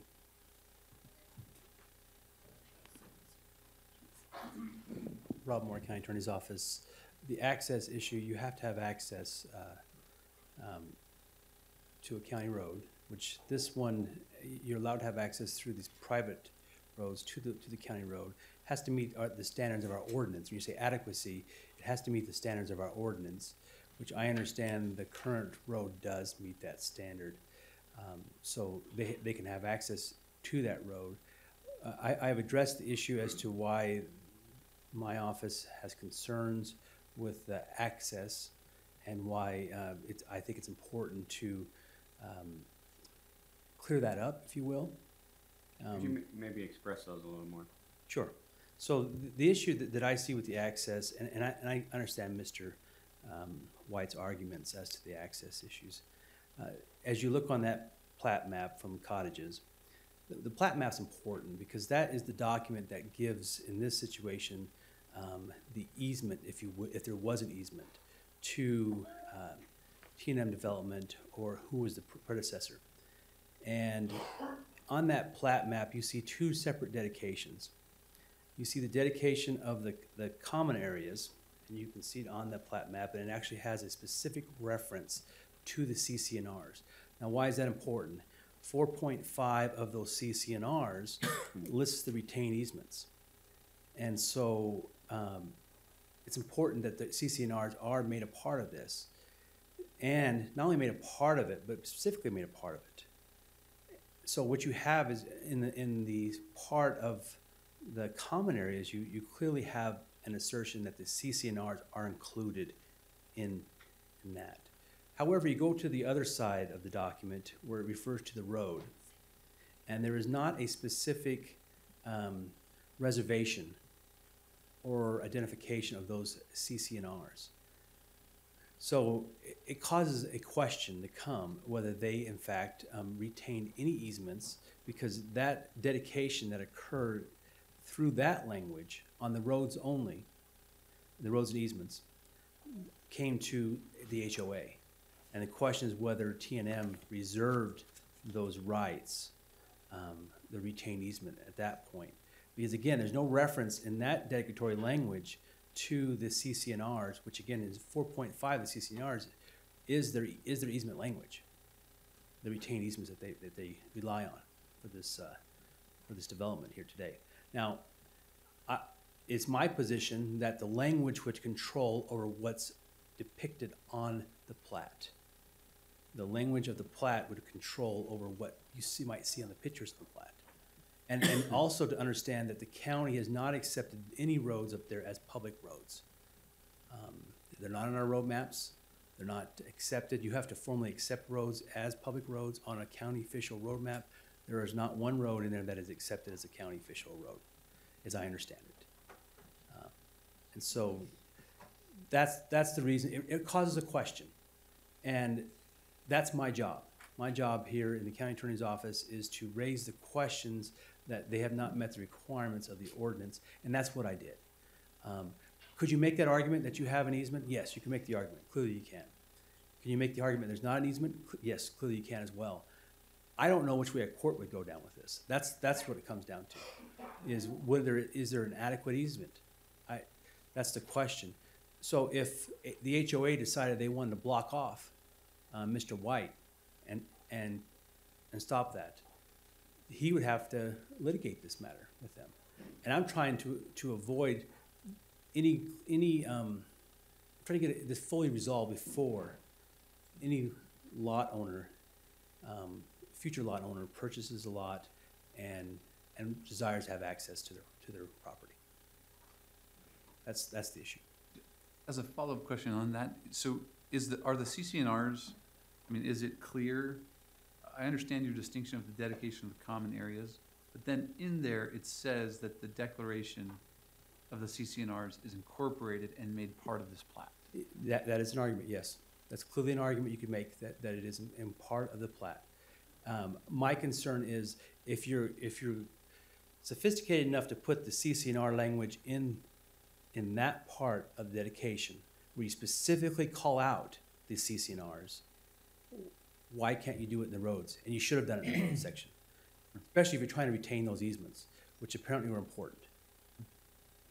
And you're not specific. I think the more specific always controls. And so that's my position.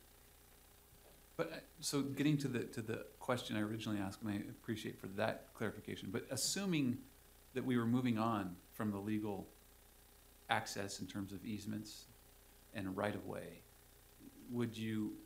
is there an analysis that the county is supposed to be doing here that goes in and it looks at the quality of the road or whether it can support the egress and ingress of additional lots and that type of thing? Well, I'll say that it's a private road.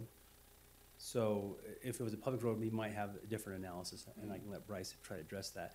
But you do have in the file a letter from Public Works saying that this road is fine. So I think that's what you got. To answer your question, Commissioner Ainge, the exception or the reference we're talking about is under the paved road access requirement for mountain home development. Basically, you have to have paved road access at 2 points.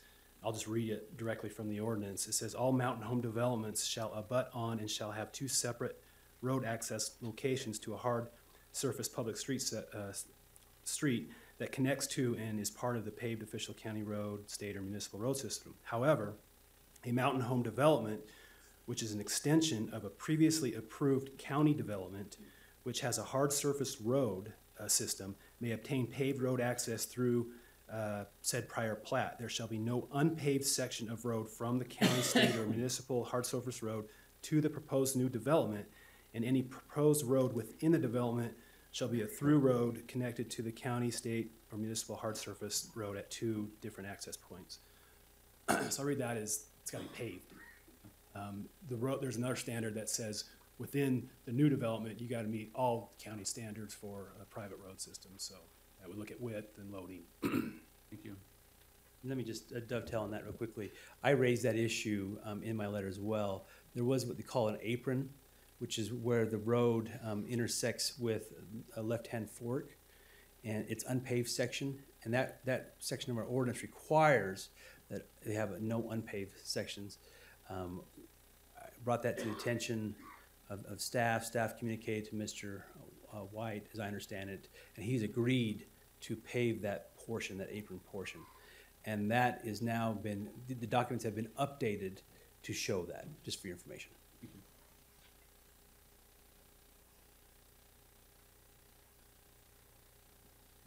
Richard White again with Backcountry States.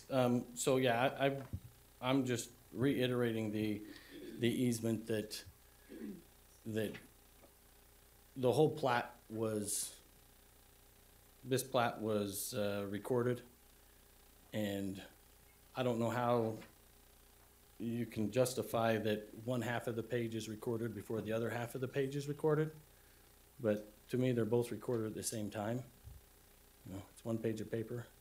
And so whether it's specified in the owner's dedication or in the dedication of common areas, it's still part of the plat. And we would argue that it would be more appropriate that it's in the dedication of the common areas because I do believe that the possibly the original intent was that these roads were all private, and so that would be an appropriate place to put that easement because it's a private element, and the common areas is a good place to put it. I would like to make a couple of other remarks about the water issue, not speaking in depth in regards to the new letter that was received. But we do feel like that at this point that this is arbitrary and capricious treatment that we are getting from the county. And that this exact same water system and the exact same water rights were used to approve Mountain Air Estates in the late 90s, and also the cottages at Hobble Creek in the late 90s. And so to now say that since there is an end in sight of the litigation, that we should hold off developing because of that, I think might be a little bit of a slippery slope for the county. Do we stop all development if there's any chance of water litigation? Because if we do, you know, that's really going to shut down a development, and when you shut down development, you end up with ghost towns. And then I would also just like to remind the commissioners that public clamor has no place in this decision. And we do respect and would like to come to a conclusion. We understand that that might not be today because of the new water information that was received this morning, but we would like to discuss it further. Thank you. Thank you.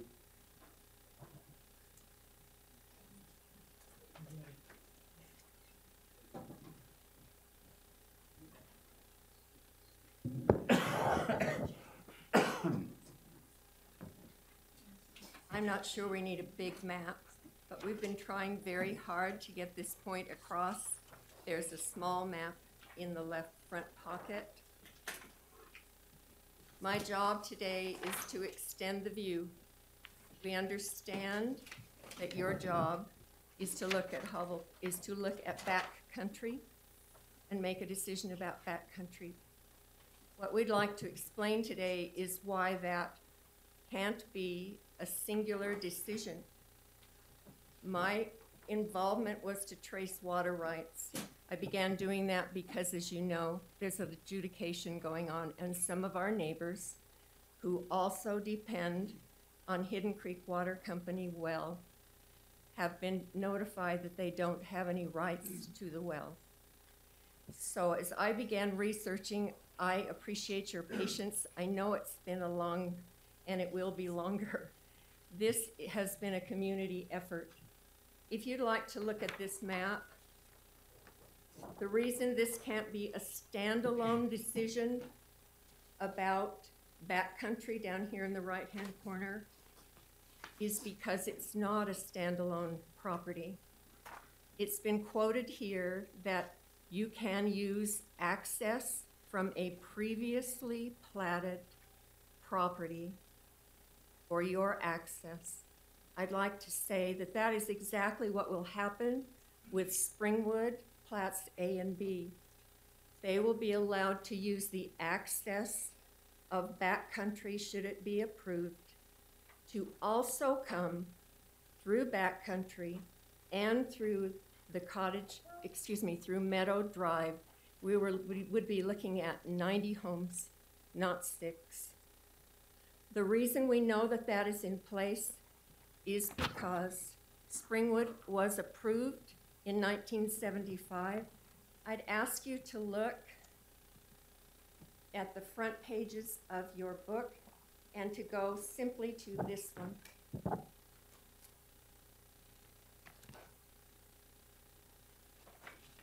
It has a circular sticker on the back. What this is a public access. Richard is exactly right. He does have public access on Cottage Drive. And let's clarify what Cottage Drive is and what Meadow Drive are, because there was a confusion about that in the county attorney's report. Meadow Drive is the road that goes through the cottages as their private community. The reason that there's a difference between the Judco Road Improvement Plan and the final plat, which rules, is because in the interim, there was a decision made, and I wish Dave were here. Oh, he is here, because you're tricky, you came back in.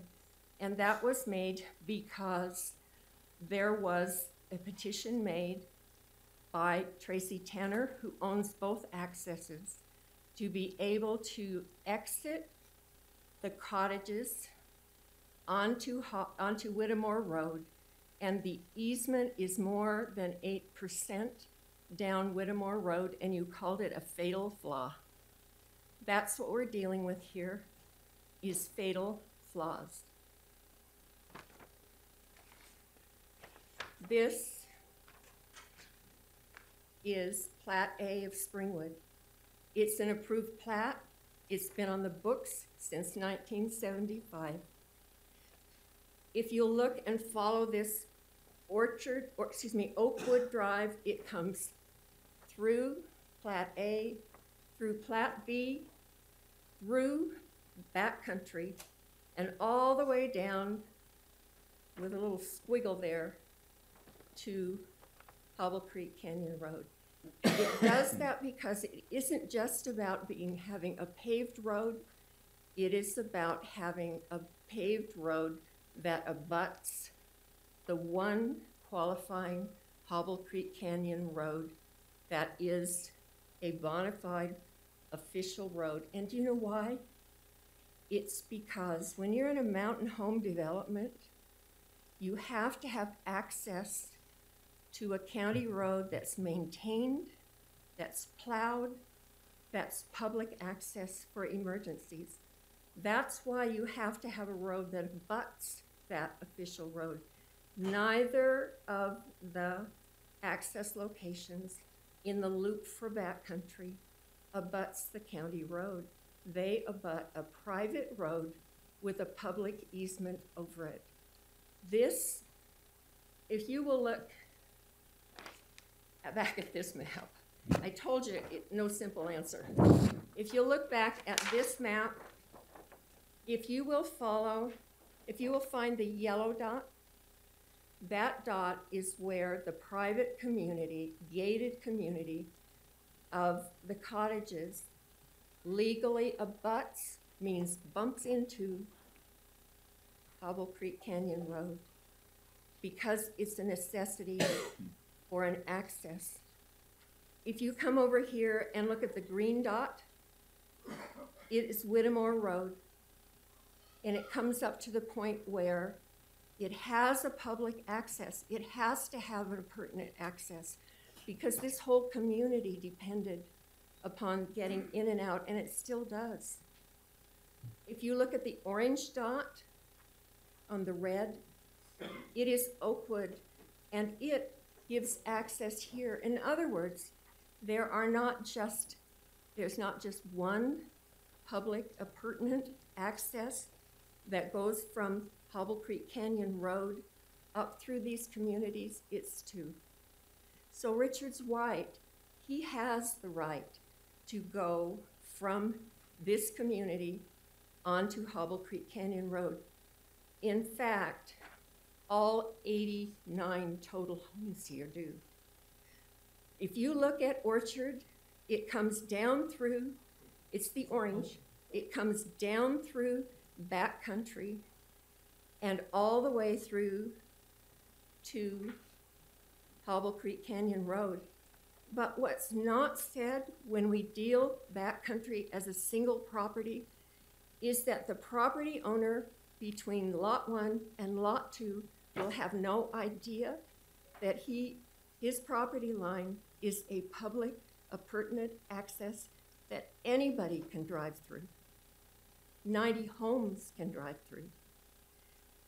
When we talk about just having 6 more lots, depending on the well, in the water report that was used, there are 49 existing, plus 6 more, plus 83 more. There is nothing to stop the general public from driving right through backcountry. It is the road appurtenant that can be used by almost 90 more homes. A decision, in our opinion, can't be made unless the larger picture is known. I would like to also say something about water because I'm out of sequence. This has been a particularly, sorry. I thought I would be getting over being nervous, but I'm not, sorry.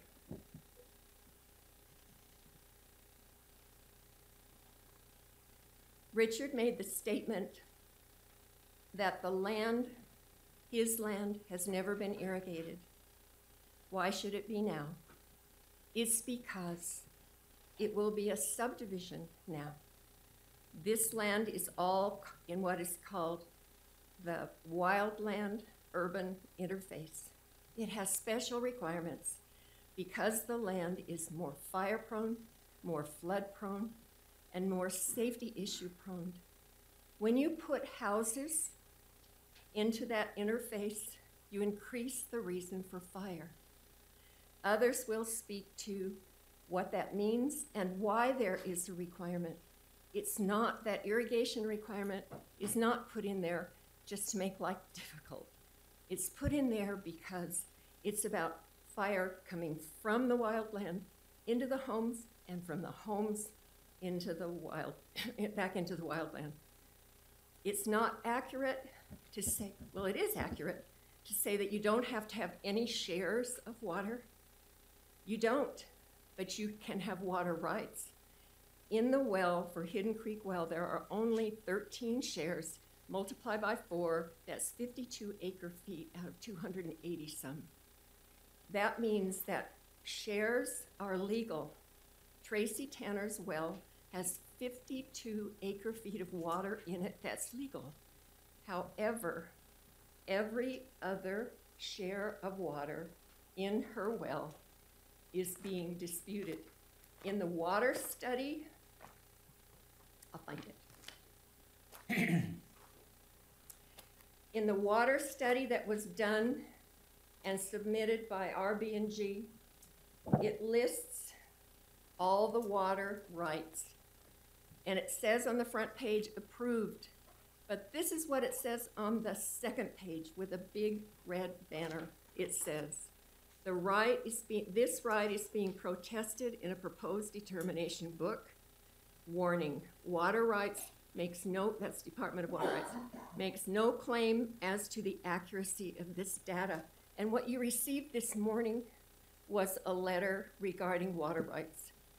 What I want to say to Commissioner Ivy, because I think it's appropriate, he said when we visited him, whiskey's for drinking, water is for fighting, and that will become more and more evident as there is development. Nobody would hold back that I know of from having Richard and his family have 6 lots. It isn't 6 lots, it's 89. Thank you very much.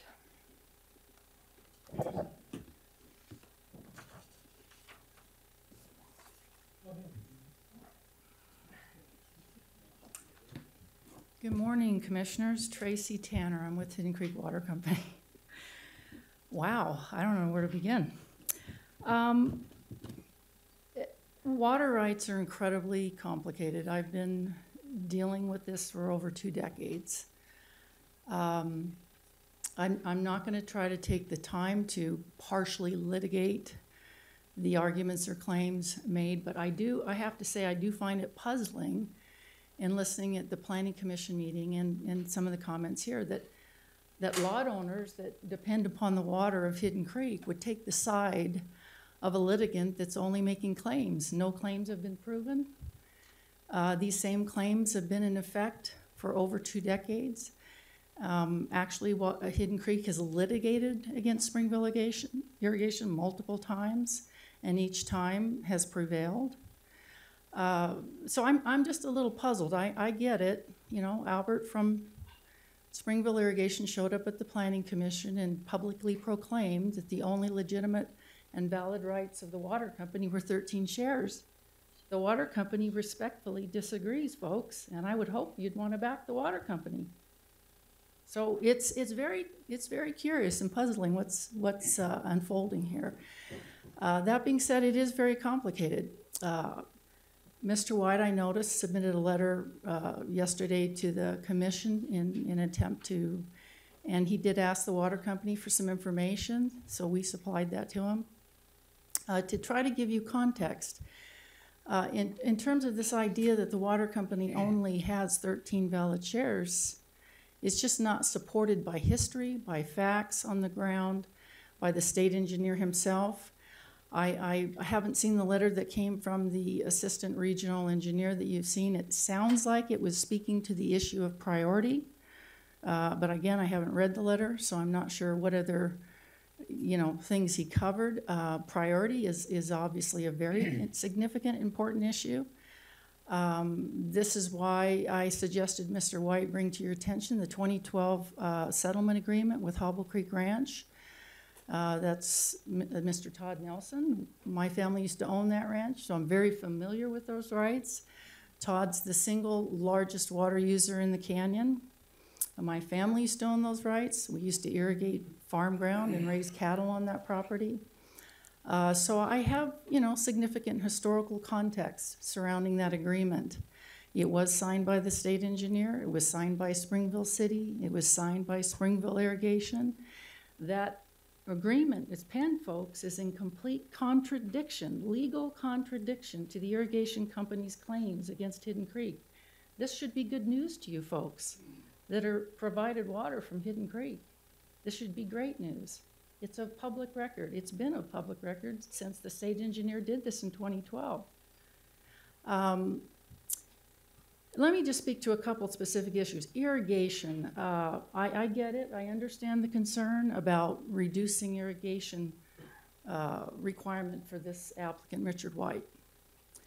But I want to point out to some of the folks here from Cottages that the county imposed that same irrigation right on that project, Cottages at Hobble Creek.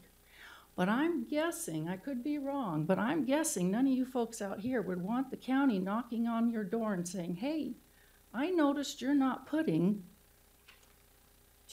approximately the 2.61 acre feet that the county required you put on that lot. You're not watering that. We want you to start putting that water on those lots. We all know the cost of the water is high, which was imposed by the Public Service Commission, not Tracy Tanner. We can get into that, but that's a fact. the water cost is not, you would not say inexpensive. But I doubt any of us, although the county requires this, I haven't seen any historical behavior of the county to make this papered requirement and then go out and farm the county and make sure everyone's actually putting that water on the ground. And so I want to talk about this concept of water requirement versus water use. And for the first time in the history of the canyon, which again is to everyone's benefit, Hidden Creek has some good, solid historical information on actual use of water. This is important. It's good news again for everyone, because this has to do with the letter I sent to Brandon. As a result of this, I thought, well, this is an interesting concern, and rightly so, for all of us in the canyon. Is there enough water? Well, you got two issues. You got physical quantity of water concern that Mr. Ivy brought up. You know, with streams historically low, are we going to have source supply? So that's one issue. The other one is the papered right issue. And so I want to speak to a little bit to both. The importance of source is paramount for fire safety, of course, everyone knows this. And ironically, the irrigation requirement is not designed for fire safety purposes.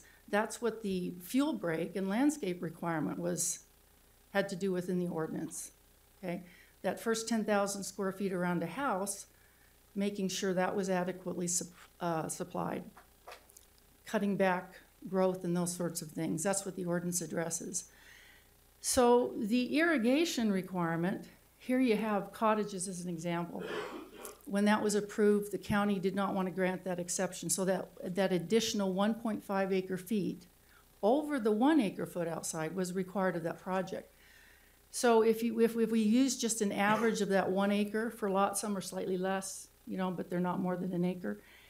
So I use that as an example. A 1 acre lot for cottages, the 0.45 was allocated for the culinary, the 1 acre foot was for the landscaping and fuel break, and then the 1.16 was for the irrigation, because that's 1.5 times everything outside that 10,000 square feet. So that brings you up to about 2.61 acre feet per lot that the county wanted the water company to allocate, okay, to say, put this water in a parking space, if you will, and then it has to be available to use for each lot. Well, what we find is a very small portion of that water in the parking space has ever actually been used. When I looked at the actual numbers, and these have to be reported, every year the water company has to report the metered uses to the state of Utah, okay, in an annual report. So I thought, well, let's see what's actually happening. So I went back and looked, and what I found is that less than an acre foot total was being used on average for the cottages lots. And that includes outside, that's not just the inside. So what we find is of that approximate 2.61 acre foot of allocation that the company had to set aside, less than half is being actually used. So the way theoretically water rights work, if you don't use them, eventually you lose them, right? So you're sort of parking something, you know you're not going to ever use it. So eventually it could be used or lost. Well, regardless of that, particularly at this time where you've got maximum concern that there's not enough water, papered wise, not physically, there's plenty of physical water. That well can pump 600 gallons per minute. As far as capacity and source, to go to your concern, Commissioner Ivey, that company has far more capacity than it could ever possibly use. Doesn't have near the water rights to deploy that source. Okay, we'll never get close to that. So really what we're talking about is the papered aspect.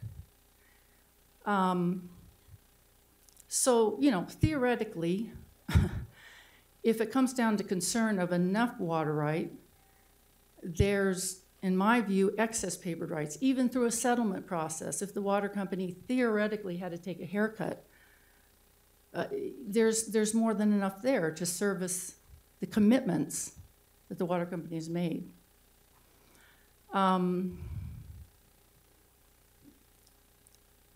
The important thing, I think, and I don't know how many of these folks have had a chance to see that 2012 agreement, settlement agreement.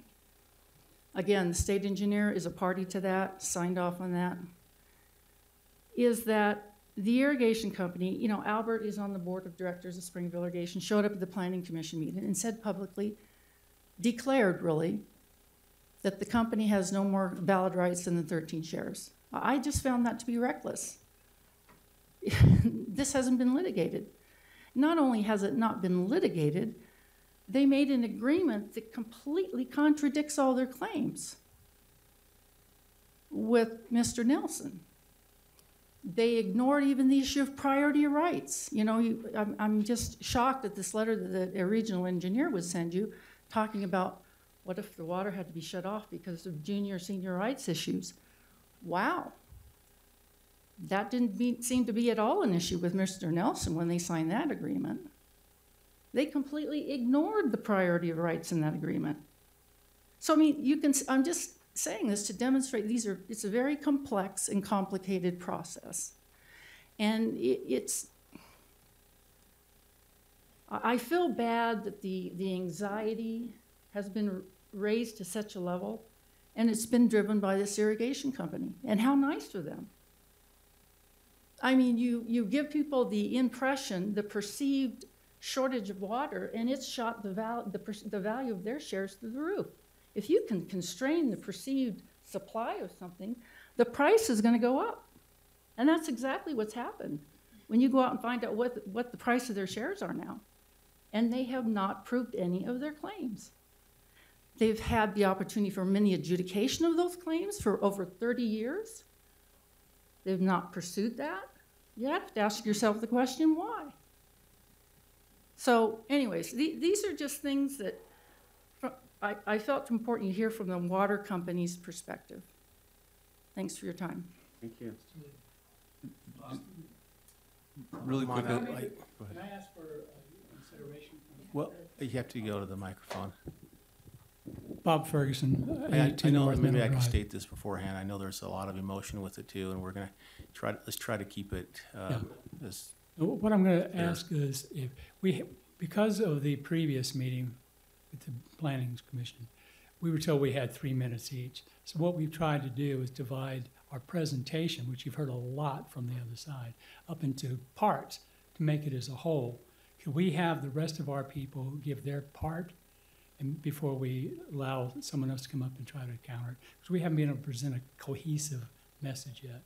Would you agree to that?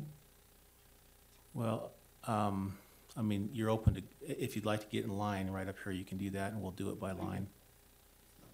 And as they come up, Rob, can you, my expectation would be that at some point, I do anticipate this being continued and that we would be asking for some findings. And so I'm curious, just wanting to make a record of the things that we need. Do we have a copy? I don't think we've seen the settlement record that was referred to, or the settlement agreement. You're talking about this. So to me, that's just another thing to put in our file.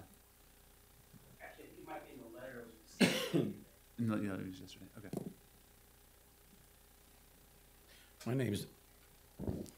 My name's Ray Crosby.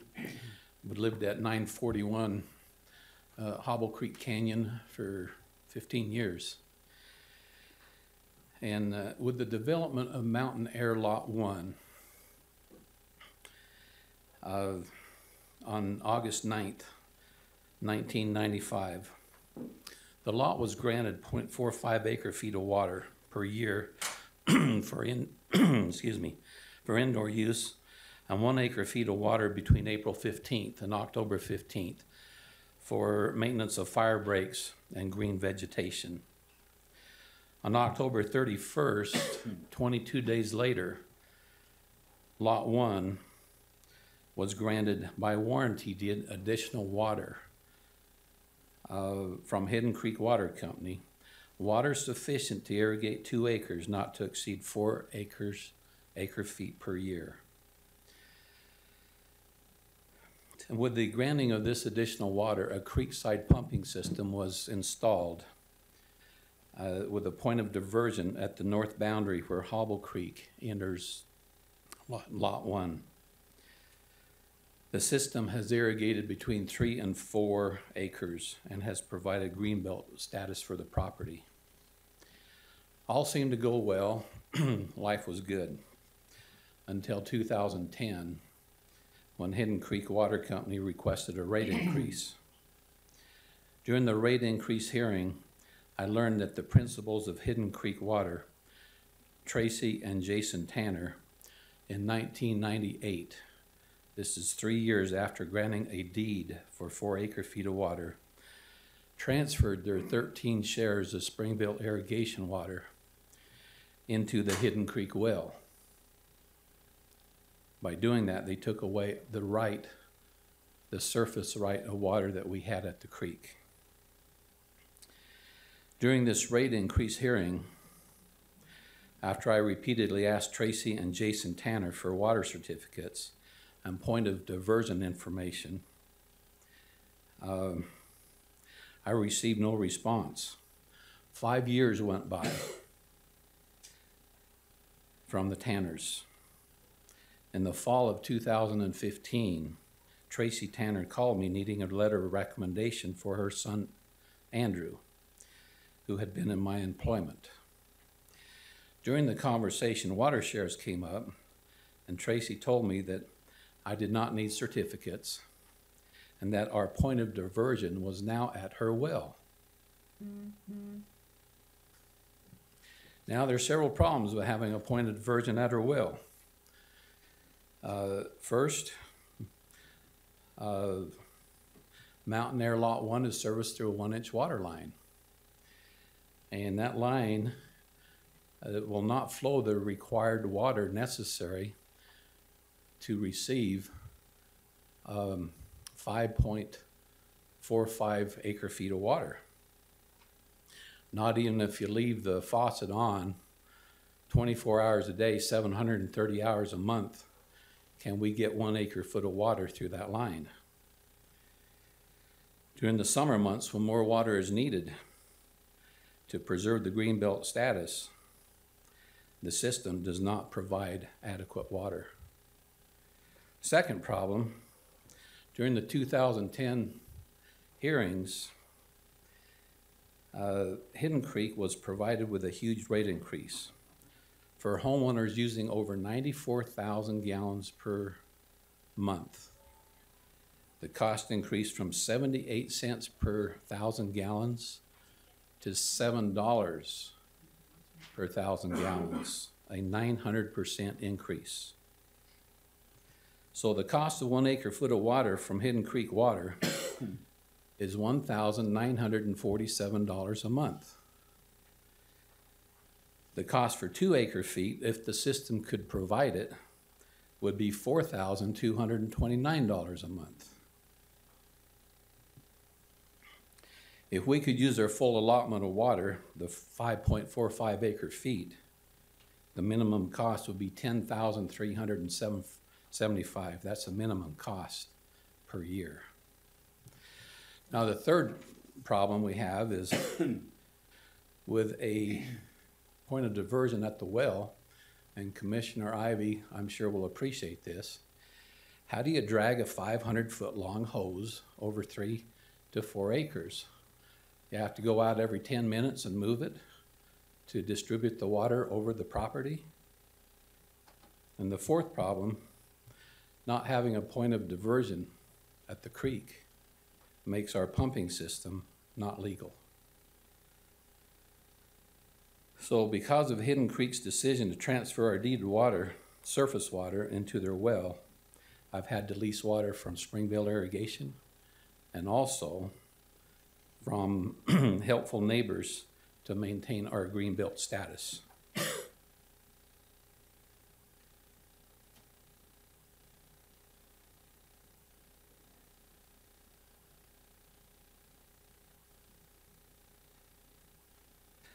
Let me say this about the backcountry estate.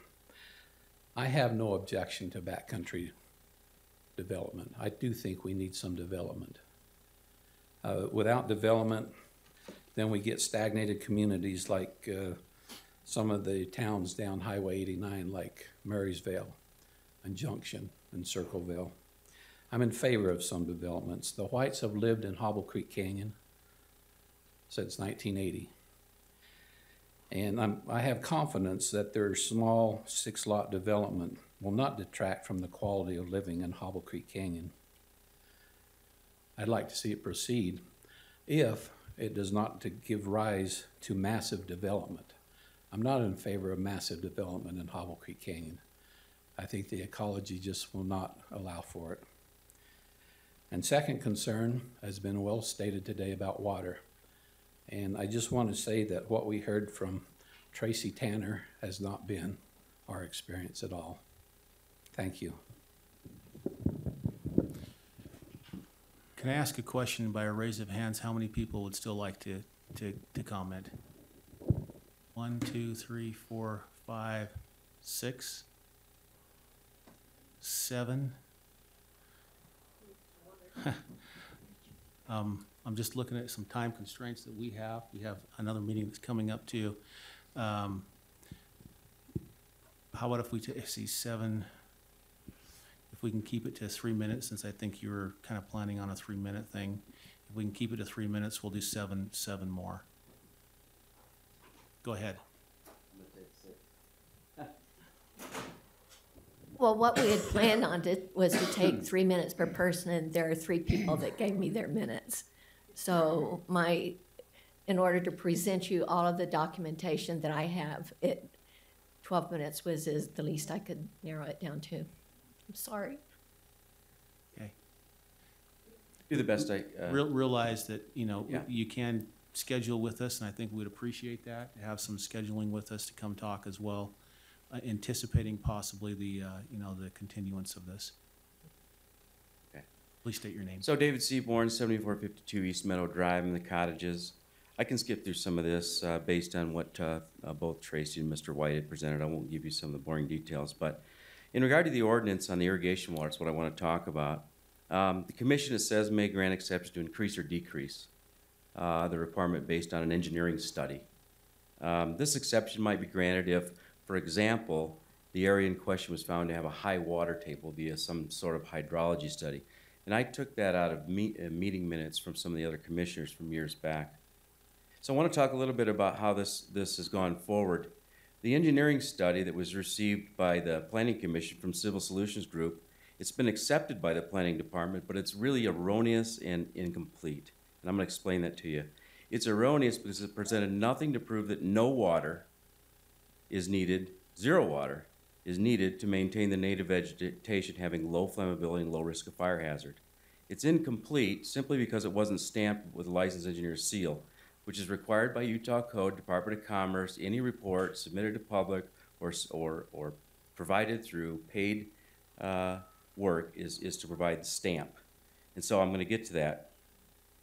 After several contacts with the county, though, including Public Works, I couldn't get an answer as to what the county requires of an engineering study or the procedure for review and acceptance of an engineering study. The statement from the engineer, I'm just going to call it a statement going forward, please, is misleading. You have to read the wording very careful. The engineering stated, and I quote, "Additional irrigation water is not necessary as this area is intended to consist of natural grasses, undergrowth, and trees," I'll call that native vegetation, "that are supported by the annual rainfall of the area. The area that contains the development receives approximately 14 inches of effective precipitation on a yearly basis, and this effective precipitation is ample to supply the water needs of existing and natural vegetation," unquote. So this statement is all that we received, or the county received, as an engineering study. The statement is what was accepted by the county as an engineering study, but does nothing to validate the requirement. The Route 66 landscape plan is to maintain the area outside of 10,000 square feet in natural vegetation, but there was no data presented to show the consumptive use of the plants in that area or to maintain them in a state of low flammability. All those plants were listed by the Civil Solutions Department impact statement, but there was no data there to show that these plants need this amount of water. In drought conditions, we know that they become combustible fuel. This is exactly what Mr. White stated. So we'll talk a little bit about risk. So from the Civil Solutions Development Impact Statement, they state, "The site location and vegetation cover indicate that this development has a potential for wildland fire. We agree. Then they go on to say, well, at least from the impact statement points out the risk of fire, and then the opinion letter states that the irrigation water is not necessary. That's quite a contrary. From the DNR Utah Wildlife Risk Portal, Route 66 properties rated as moderate to high for fire threat and high for fire intensity. That's important with irrigation water. I'll get to that. Further, from Utah State County Co-op Fire for fire-wise landscapes, housing developments on slopes have wider home ignition zones, and this area has slopes exceeding 40%. On average 10 to 30%, but exceeding 40%. So no one here is debating the risk of fire. It's actually the lack of annual precipitation in the dry months along with plants' consumptive use, which is the basis of the county irrigation requirement. It's to provide preventive means to reduce the risk of fire spreading. We've heard people state that, yeah, we have enough gallons per minute to fight a fire once it occurs, but the irrigation water is about prevention from it moving. That's the history. So I just wanted to share with you. We're at the 3 minutes, so if you could wrap a little it bit up. more. Here's the actual rainfall amounts the past 3 years in the 3 months of June, August. 2016, 0.41 inches, 2017, 1.4 inches, 2018, 1.77 inches. Drought conditions as Governor Herbert has proclaimed. So from the Utah State Hazard Mitigation Plan, the data shows that years with more spring rainfall, like the one we have now, that actually occurs into higher wildfire incidents in the summer and fall after the vegetation matures quicker and dries out, becoming combustible. So as identified in the Civil Solutions Impact Statement, the property contains many species of plant material, including bulbous bluegrass, which is very dense fuel that can carry a ground fire spreading to the very heavy fuel such as scrub oak. So the question I have is, if not in the case of this development in heavily vegetated wildland-urban interface, then in what case would the county actually enforce the water requirement? So, I just want to state that the arbitrary application of this policy will set the wrong precedent. The last development approved in the canyon was the cottages in the 1990 timeframe. 6 times the commission denied the cottages developers' request to reduce the irrigation water requirement. Developers continued to argue for a reduction of the water requirements. Commissioner Grover noted this is actually a low requirement. Mr. Rose agreed that the county requirements are far below the 4 acre-feet irrigation duty as determined by the state engineer. Commissioners were unyielding regarding the water requirements, stating the developed community to meet the water requirements if they want approval, which they finally did. There was no exception given, as Tracy mentioned.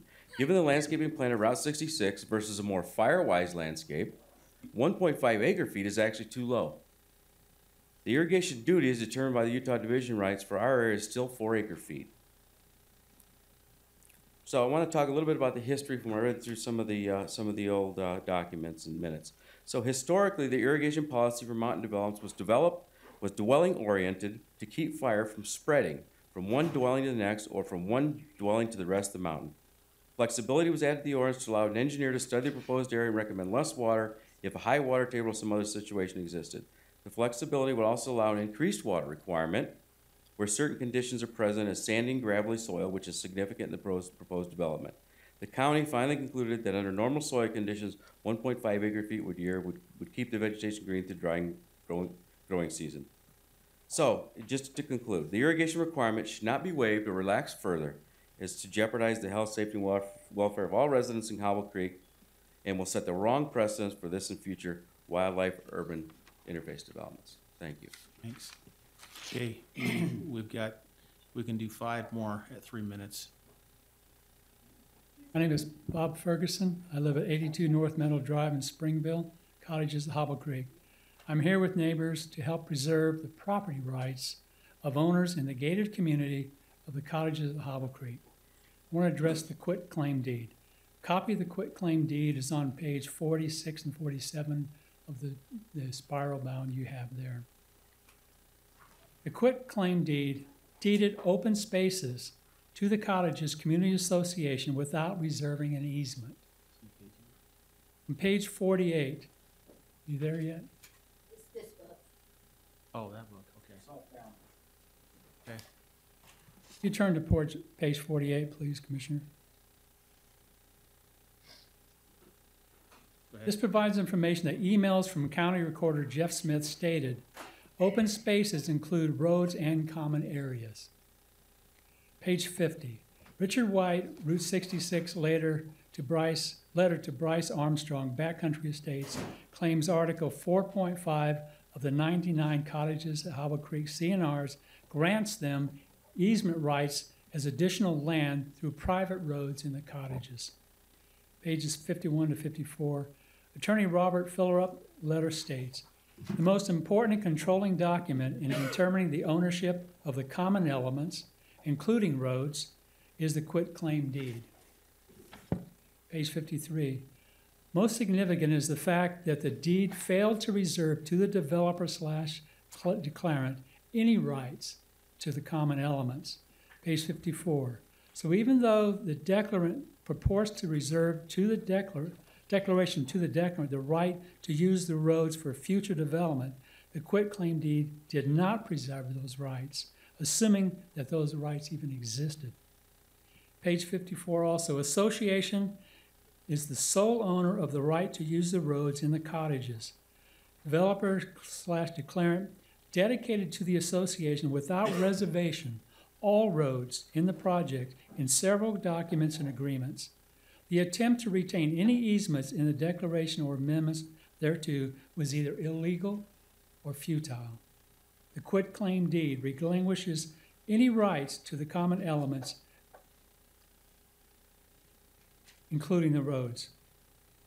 Page 54 also, finally, the current owners of adjacent property, the proposed backcountry estates, do not have the right to access or use the roadways in a private community as the cottages. Thank you.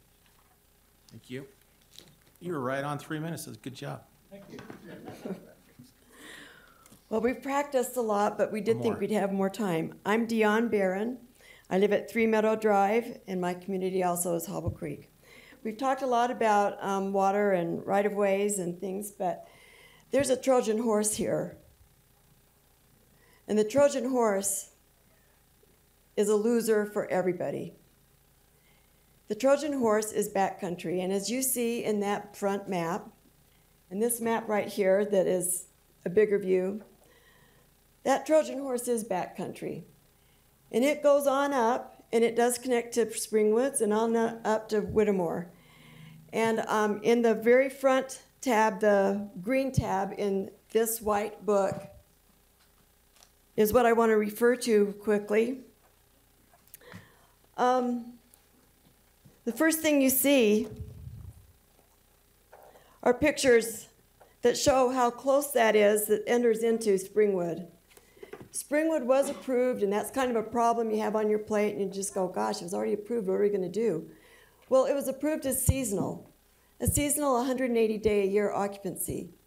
What does 180 days mean? What does seasonal mean? Because we go on up to Whittemore, and that's seasonal, and that's been more active. Turn the page to the next 4 pictures. Number 1, there's 1, 2, 3, and 4 on that. You see, that's a seasonal development.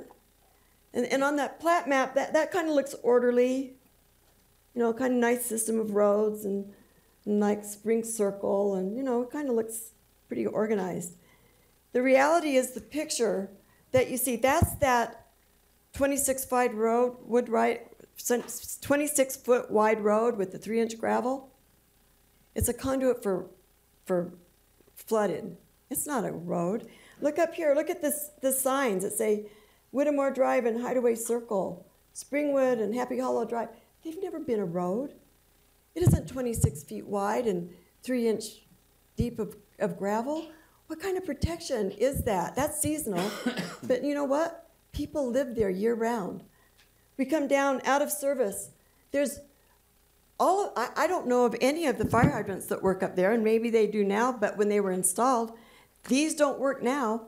There wasn't the proper retention wall in the ground of the pipe of the fire hydrants. This was told to me by the fire marshal.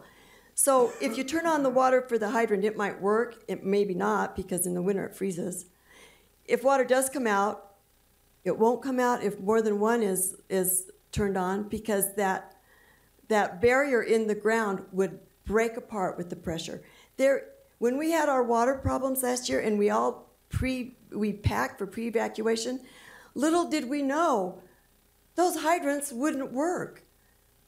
This picture right here, this is the front of a wind tunnel that comes exactly down on the cottages. That fire would take us out.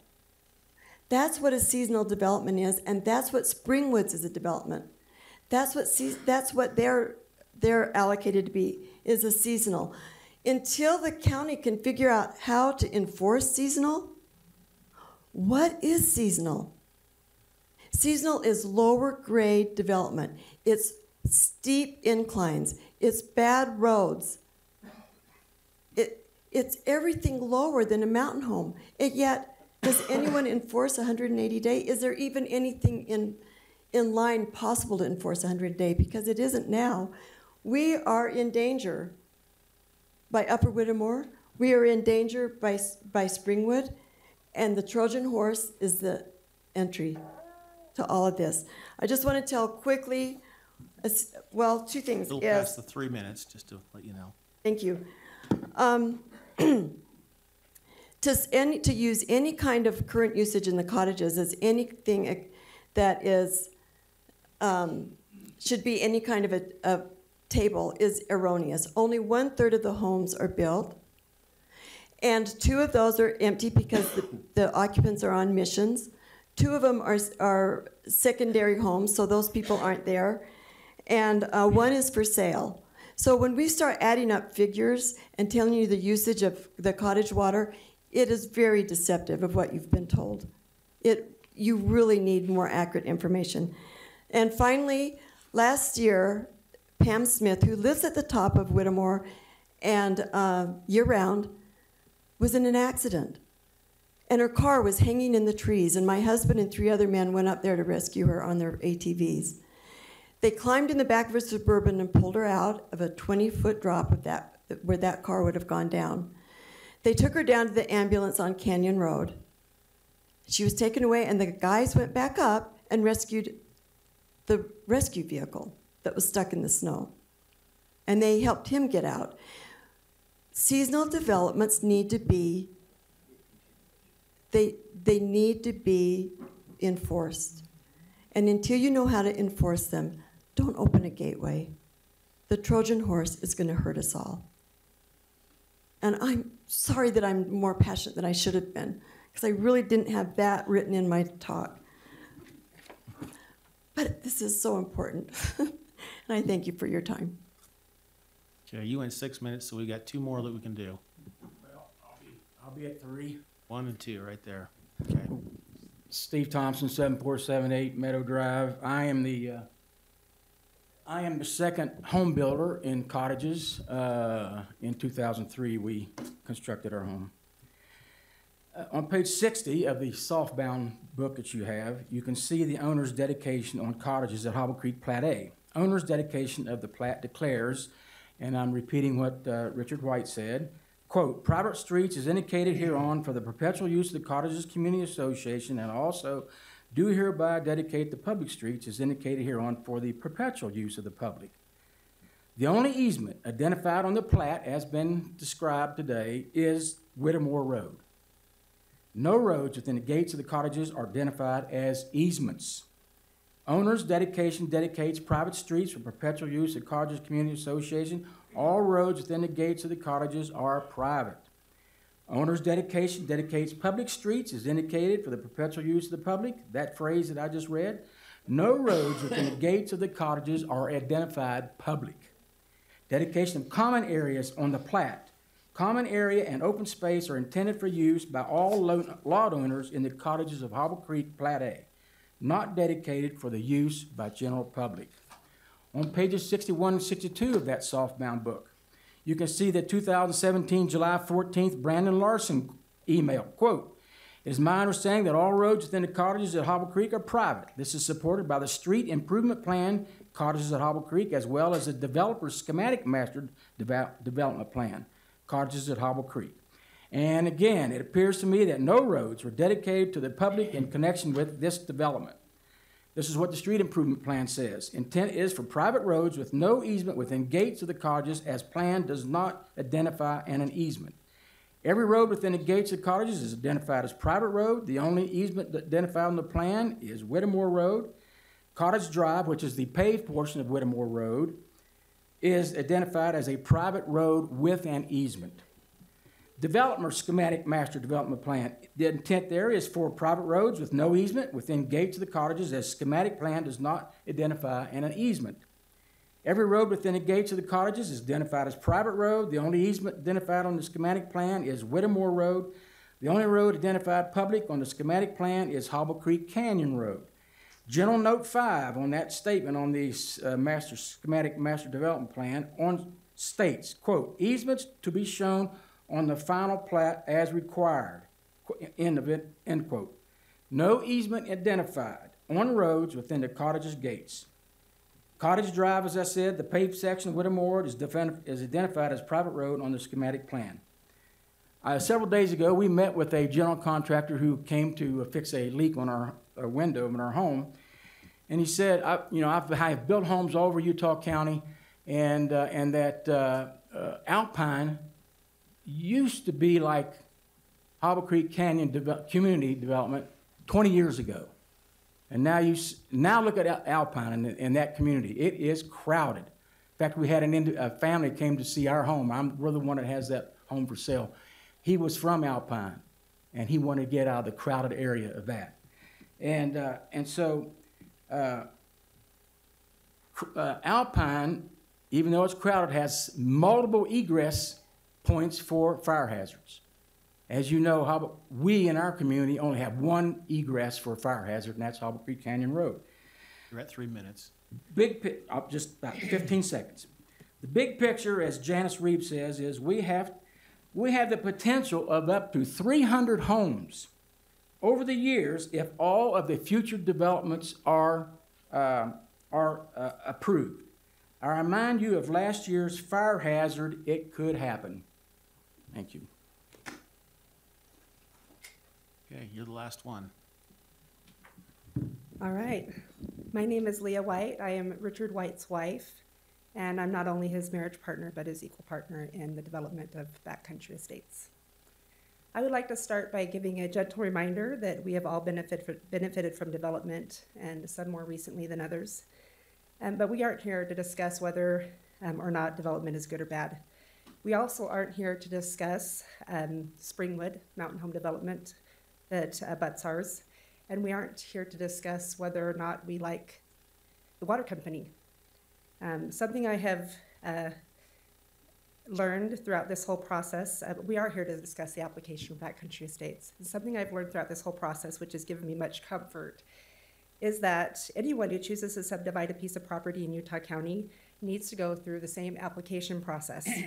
If they meet all the requirements, the county has no choice but to uphold the law and the rights of the developer and approve their application, regardless of personal prejudices or community naysayers. So I would briefly like to review the Backcountry Estates application.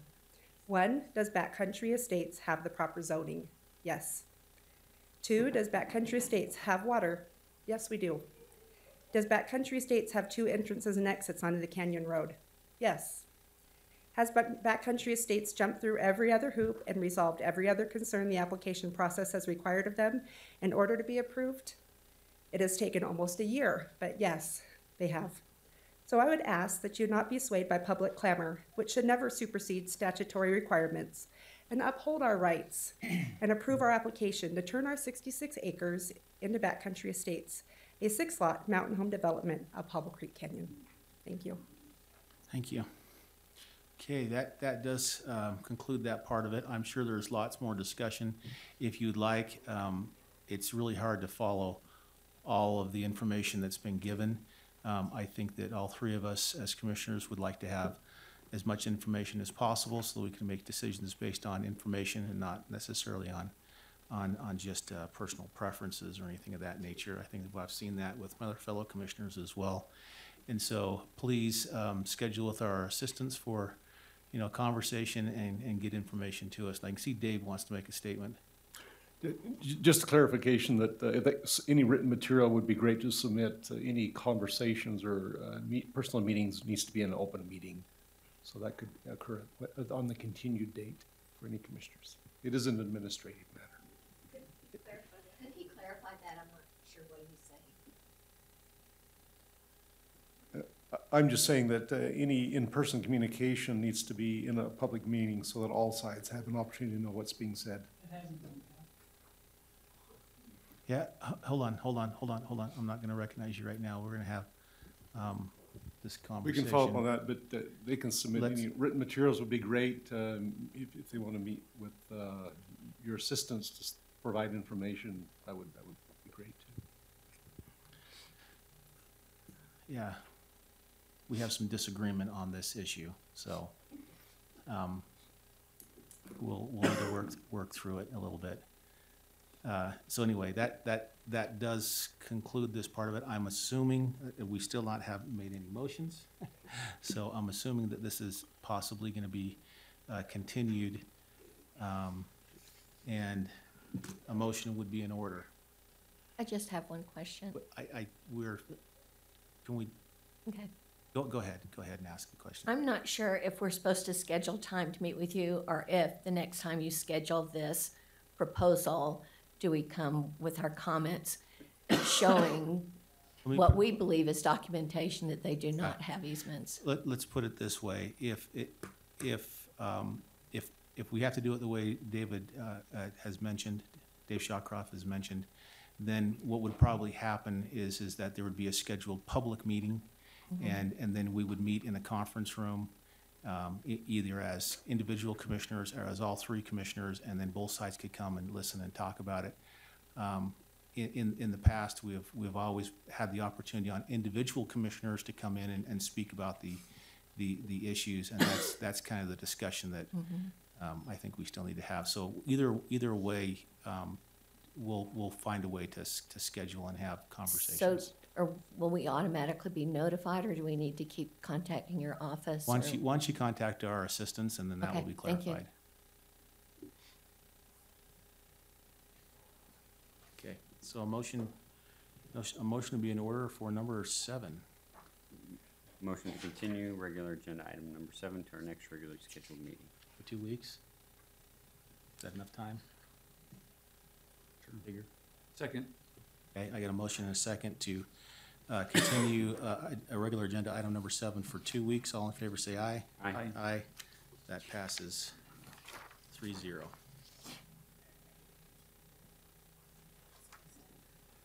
Okay. We'll take just a 2-minute break. Want to set that close meeting? Well, we got this one here still to do. Okay. Just gonna let 13 vacate.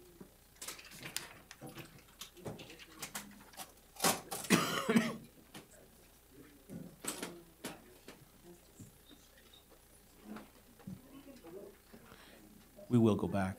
We will go back to the tabled ones too, but we'll probably do that after our closed meetings. Oh, yes. Okay, on the.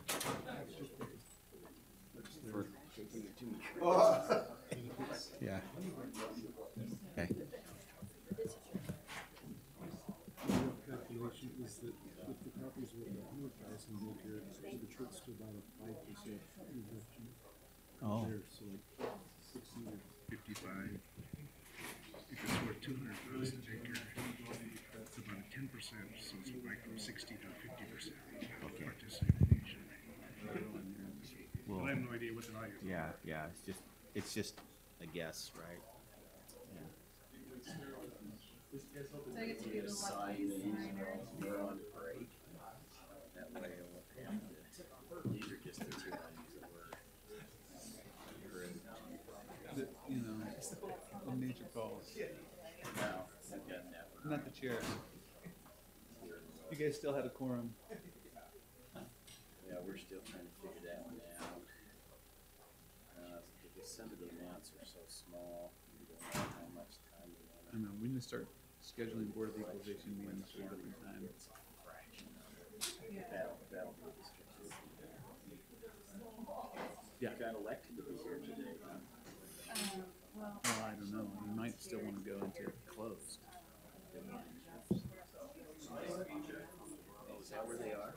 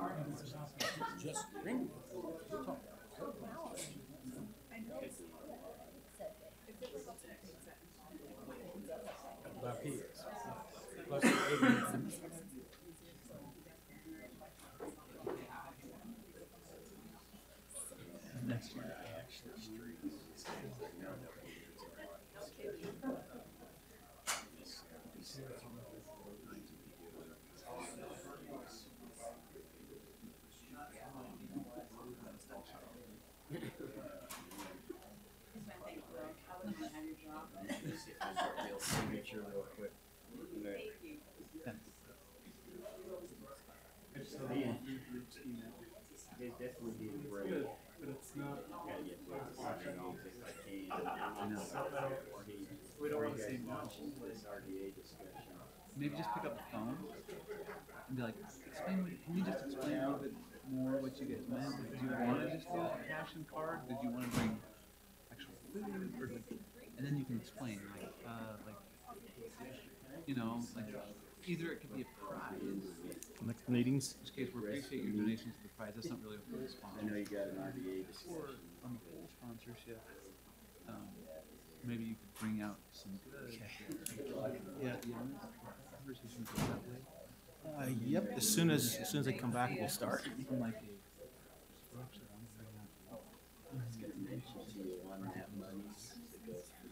Yes. Good call. We're having a hard time identifying where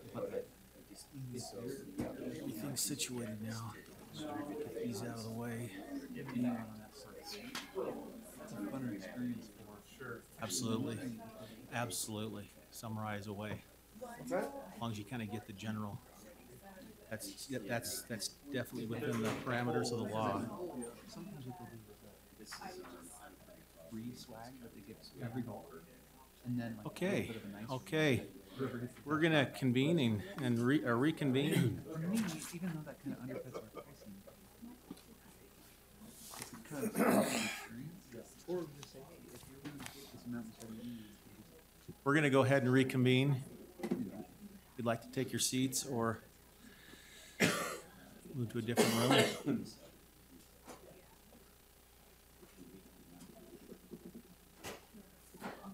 Okay, on our agenda, we have adopt a resolution approving and authorizing the signing of an interlocal agreement between Eagle Mountain Development Agency and Utah County.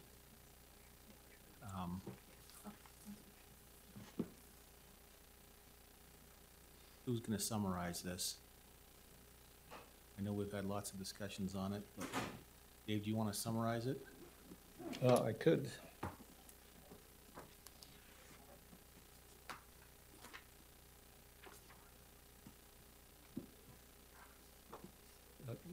Dave Shawcroft, County Attorney's Office. This is a request from Eagle Mountain and the Eagle Mountain Redevelopment Agency regarding the project, I think that has now been publicly disclosed, but had not been previously but now is known as the Tyson Food Project. And the structure of this agreement would result in 60% of the tax increment being provided to the agency. And there is a cap that's stated there in the document, along with a period of years that the increment would run. So this is the request from them, and I think they're present. We can address what they would like to do. Yes. Okay.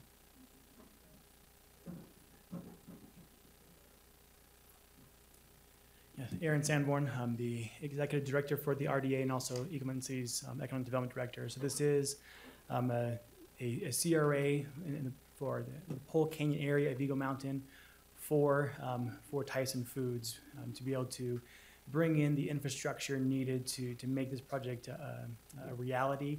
It'd be in total around a $300 million investment by the company on 80 acres, and this project would be limited to just those 80 acres. And having that cap amount there, I believe for Utah County, it's around $1.28 million total cap.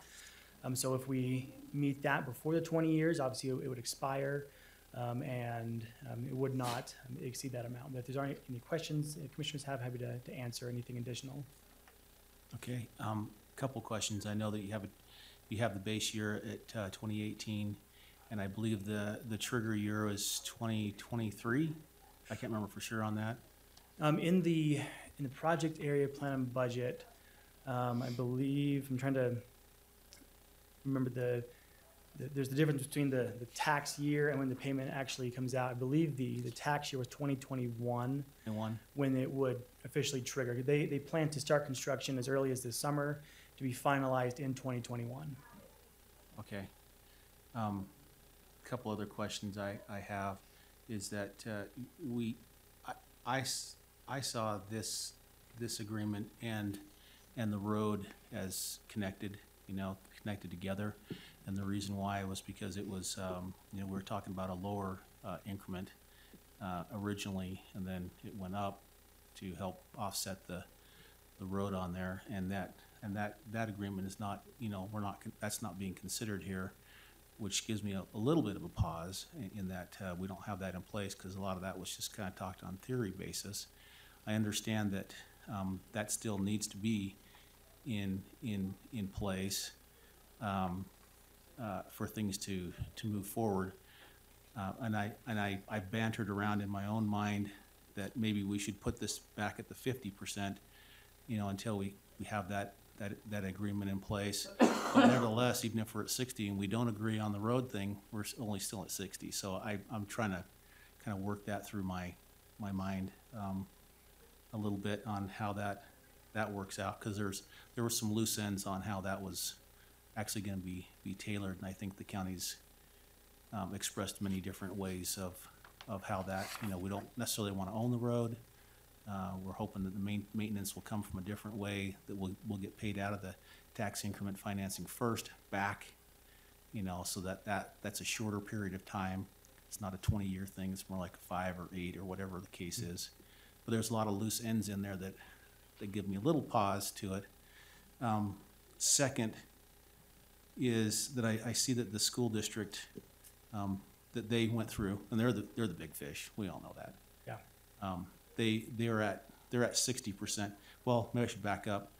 We were concerned. We wanted to make sure that it was pretty equal across. That we had equal 60%, and we're not putting more in. That was originally part of our concern. Was we're well more than 60%. So we did some restructuring on that. On the school district's ones, they're at 60%. But they considerably have some property that's going to be given to them, 10 acres, and I don't know what the value of that property is. It's $100,000 or $200,000 an acre. I have no idea. But in essence, with some of these considerations that they have, their percentage overall, if we were to make that in a calculation, is going to be significantly less than 60%. If it's $100,000 an acre, we're at about 55. If it's $200,000 an acre, we're going to be down at about 50. And so I just wanted to point these out, that it looks different than what I kind of was envisioning a little bit on the percentage-wise with this. Anyway, I just want to throw them out there for discussion purposes, because it looks like we'll be at 60. They'll be more at 50. 55 overall, but then on top of that, we'll have this agreement with the road. Hopefully, interest and everything will get paid back in full, for that, which I think we're willing to negotiate through. So, any thoughts on that? Yeah, and certainly we're in the process of getting the language drafted for the agreement on the road, with it being an agreement between Eagle Mountain, the county, and also Cedar Fort. We're just trying to piece together all the information to make it clear and defined, where exactly everything is going. And so that is still the path that we are pursuing for that. This obviously is a somewhat separate component, but still obviously tied to that. And so our plan going forward is still to bring that agreement back to the county for approval for the road in particular. As far as the additions that the school district asked for, that was a a good faith donation by the developer to be able to help the project along. Otherwise, the school district would have been coming in at around 15% is what they were initially willing to be to do based on other projects that they have approved in the area, and that was to help make, offset some of the cost of development that they have in this Pole Canyon area of the city. Okay. So, sorry, you're saying that the school district wanted to participate at a 15% level? Correct. And they participated at a 60% level plus a donation of land? Yeah, they have a policy on their books that they enacted about 15 years ago, I believe, that stipulated that that is where they want to be unless there is compelling reason that offsets the school district's costs. And they felt that the school land donation would significantly offset their cost to be able to justify raising the ask to 60%. Is there a cash donation as well on a yearly basis to them? I thought there was something like There's an agreement that they have with the company essentially to discuss opportunities, similar that they did to Facebook, to discuss areas where there is overlap, where they can engage in the community. There's not a specific dollar amount tied to it because the company is not able to immediately recognize that on their books, but they have the commitment in their interlocal agreement to meet with the school district on an ongoing basis to discuss projects. And that's their commitment is that they want to be engaged good community partners and be able to discuss mutually beneficial projects that they're able to engage in.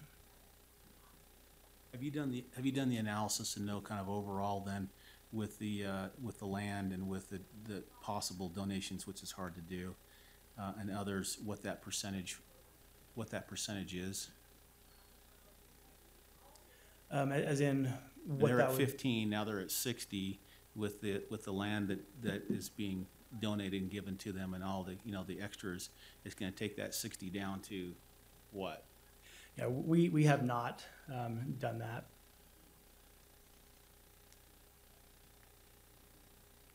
I'll share some thoughts on this issue. To me, this has been a difficult one from the county's perspective, and I would like to lay out a couple of sides of the argument, and I'll start with what I think is the very positive things about this project.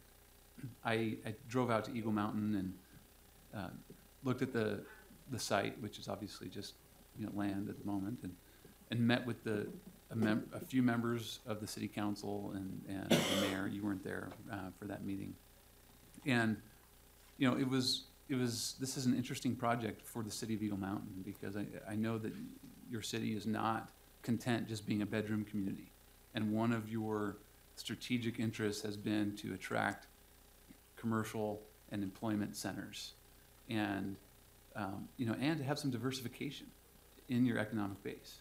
And so you've had some tech growth come, and this brings food sector into your community, and I think everyone's excited about that. And so it's always great when you can find a big, unique project like this that already fits a goal that you already had. Secondly, major transportation is a huge issue to residents of Eagle Mountain and Saratoga Springs. Even just without the employment centers, getting out to other cities, there's a lot of congestion right now. And that's just currently, and yet the residential development is skyrocketing, continuing in those communities. And so another benefit of this project is that I know that the state has worked to accelerate some transportation plans to accommodate this project, which not only accommodates this project, but all the residents living in those communities. And lastly, I think everyone sees this as a catalyst for other future additional development, commercial and residential.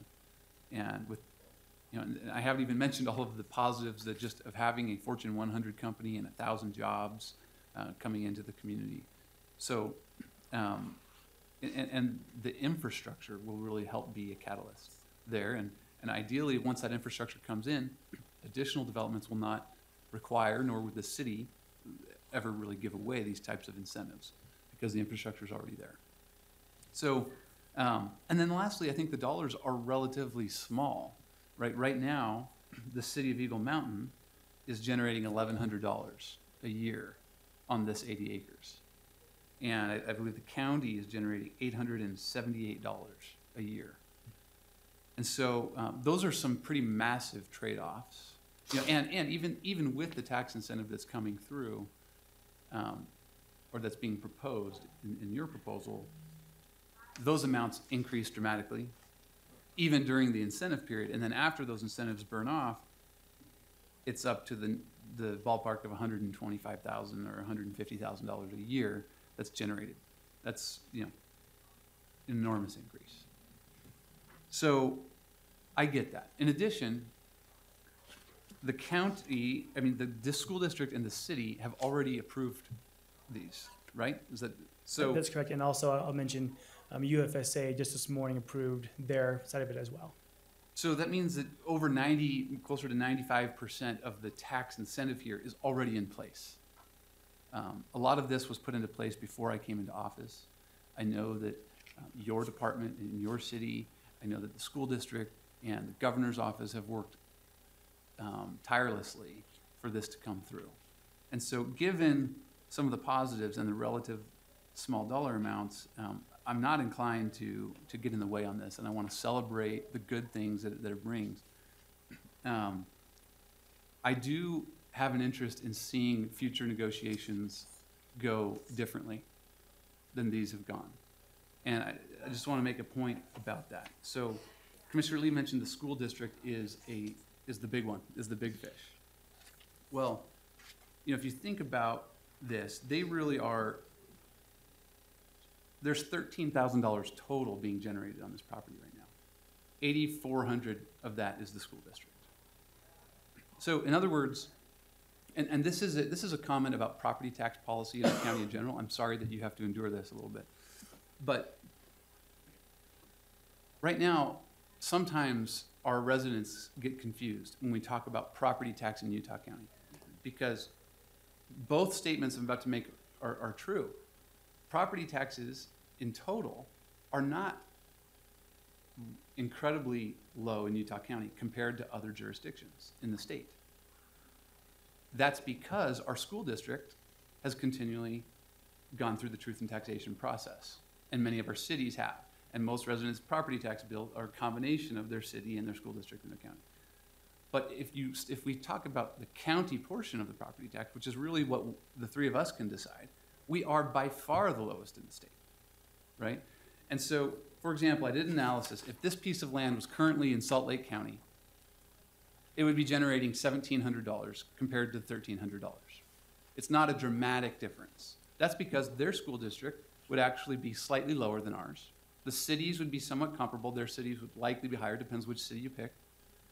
But the county, this is where the difference is. Salt Lake County would be charging more than 3, almost 4 times the amount of property taxes that Utah County is. So this is the problem that I have, is from a competitive dynamic. When we're trying to generate and win business, I don't feel like we're starting. We don't have the opportunity as a county to say, we already have the lowest tax rate. We're already 3 times lower than our competitor. So why are you asking us for such a big incentive? And that's why having them all be equal, in my mind, is not equal. Because Alpine School District may need to give incentives compared to other districts to say, hey, we're the most competitive. We don't need to. We may still want to give some incentives to help fund infrastructure come in. But I think we always have to lead with the fact that we already have incredibly low property taxes, the lowest in the state by far, way lower than our urban neighbors to the north. And so it makes me uncomfortable that we're not leading with that. And so in the future, I'm not real supportive of us being just kind of thrown in the same rate as other taxing entities. And I want us to negotiate in a different way. But like I said at the start, I do recognize all of the work that's been put in place here and the benefits and the fact that it's already been approved at a 95% level and the residents of Eagle Mountain really want it and the school district has now approved it. I'm certainly not going to stop all of this positive development for our community, but I just wanted to set that so that when we have conversations in the future, folks know that at least from where I stand on economic development, we have an opportunity to negotiate and put our best foot forward as a county. Amen. Our meeting's already gone long, so I won't say much other than I think this is a great project to come to the county. For me, the biggest thing that I see as a win for this is the diversification of employment opportunity it brings. Obviously, we have a robust, wonderful tech sector, but to bring in this type of manufacturing, specifically food manufacturing, I think is a wonderful diversification in our county's economy and something that is a significant long-term win because it brings viability long-term to our county economy and doesn't make us solely dependent on one particular source for good jobs. So that's where I see the biggest win for this, and I actually fully support Tanner's comment, especially in relationship to the school districts and the county's taxing rates. Yeah, it's a great analysis. Thank you for that. I think that's a very valid point, and it just kind of highlights, you know, some of the differences in the way of, you know, what they're getting a better deal in essence than what Utah County is. And so I think from my perspective, I think it just needs to be well known that when we do that negotiation on that road thing, that we're going to be negotiating pretty hard. And we're going to be going after the very best that we can get on that, you know, for the county. And yeah, I mean, from the very beginning when this project came in, I was excited about it in working with economic development, and I think that it gives us opportunity. I know they bounced around within Utah County, which was a positive for us, and then landed, you know, with your team and the great work that you're doing out there. So I think it's a great win, especially for Eagle Mountain, Cedar Fort, and the area, the residents out in that area, and for everything that has been mentioned. But we do want to be able to be at the table and negotiate appropriately for the residents. Yeah, one thing I will also add that I don't believe it's called out in the interlocal agreement, but in the project area analysis, this facility actually will generate some sales tax because they do have an on-site cafeteria for employees. And so our analysis shows that Utah County would receive approximately $450,000 over 20 years in sales tax on top of the property tax as well that is generated by the facility. We make that cafeteria open to the public? Yeah. Okay. So a motion would be in order. Move that we adopt regular agenda item number 13 as stated. Second? I got a motion and a second to adopt the resolution as stated, number 13 on our agenda. All in favor, say aye. Aye. That passes 3-0. Sorry you had to sit through a long meeting to talk about, so you could get to that point there. We probably should have moved that around, but I didn't even think about it. What meetings do we need? Or do we have time for any meetings? And the meetings that we have to have, Dave? Well, Litigation and I have a I have like a 2 or 3 minute closed item. On which one? Discussion, like personnel. Personnel. and We have a table discussion, yeah. Yeah, we've got to talk on, we have two items on the table. there's a property item. there's a Property seller item. lease. So purchase of property, To purchase, the purchase. okay? So we can get rid of 21, but we need 20, 22, and 23 then. Okay. All right, I'll move that we approve and set a date, time, and location for closed meetings as stated in regular agenda items number 20, 22, and 23 for today's date at this location following the completion of regular business. Second? A motion and a second to approve and set a date, time, and location for 2022 and 23. All in favor, say aye. Aye. Aye. That passes 3-0. Move to strike regular agenda item number 21. Second? I got a motion and a second to strike agenda item number 21. All in favor, say aye. Aye. Aye. That passes 3-0. There are no work session items. Any public comment? Seeing none, we'll move into our closed meetings. Thank you.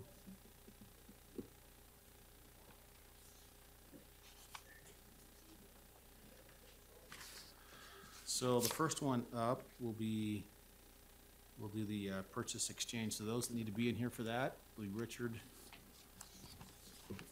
We'll just quickly move into that.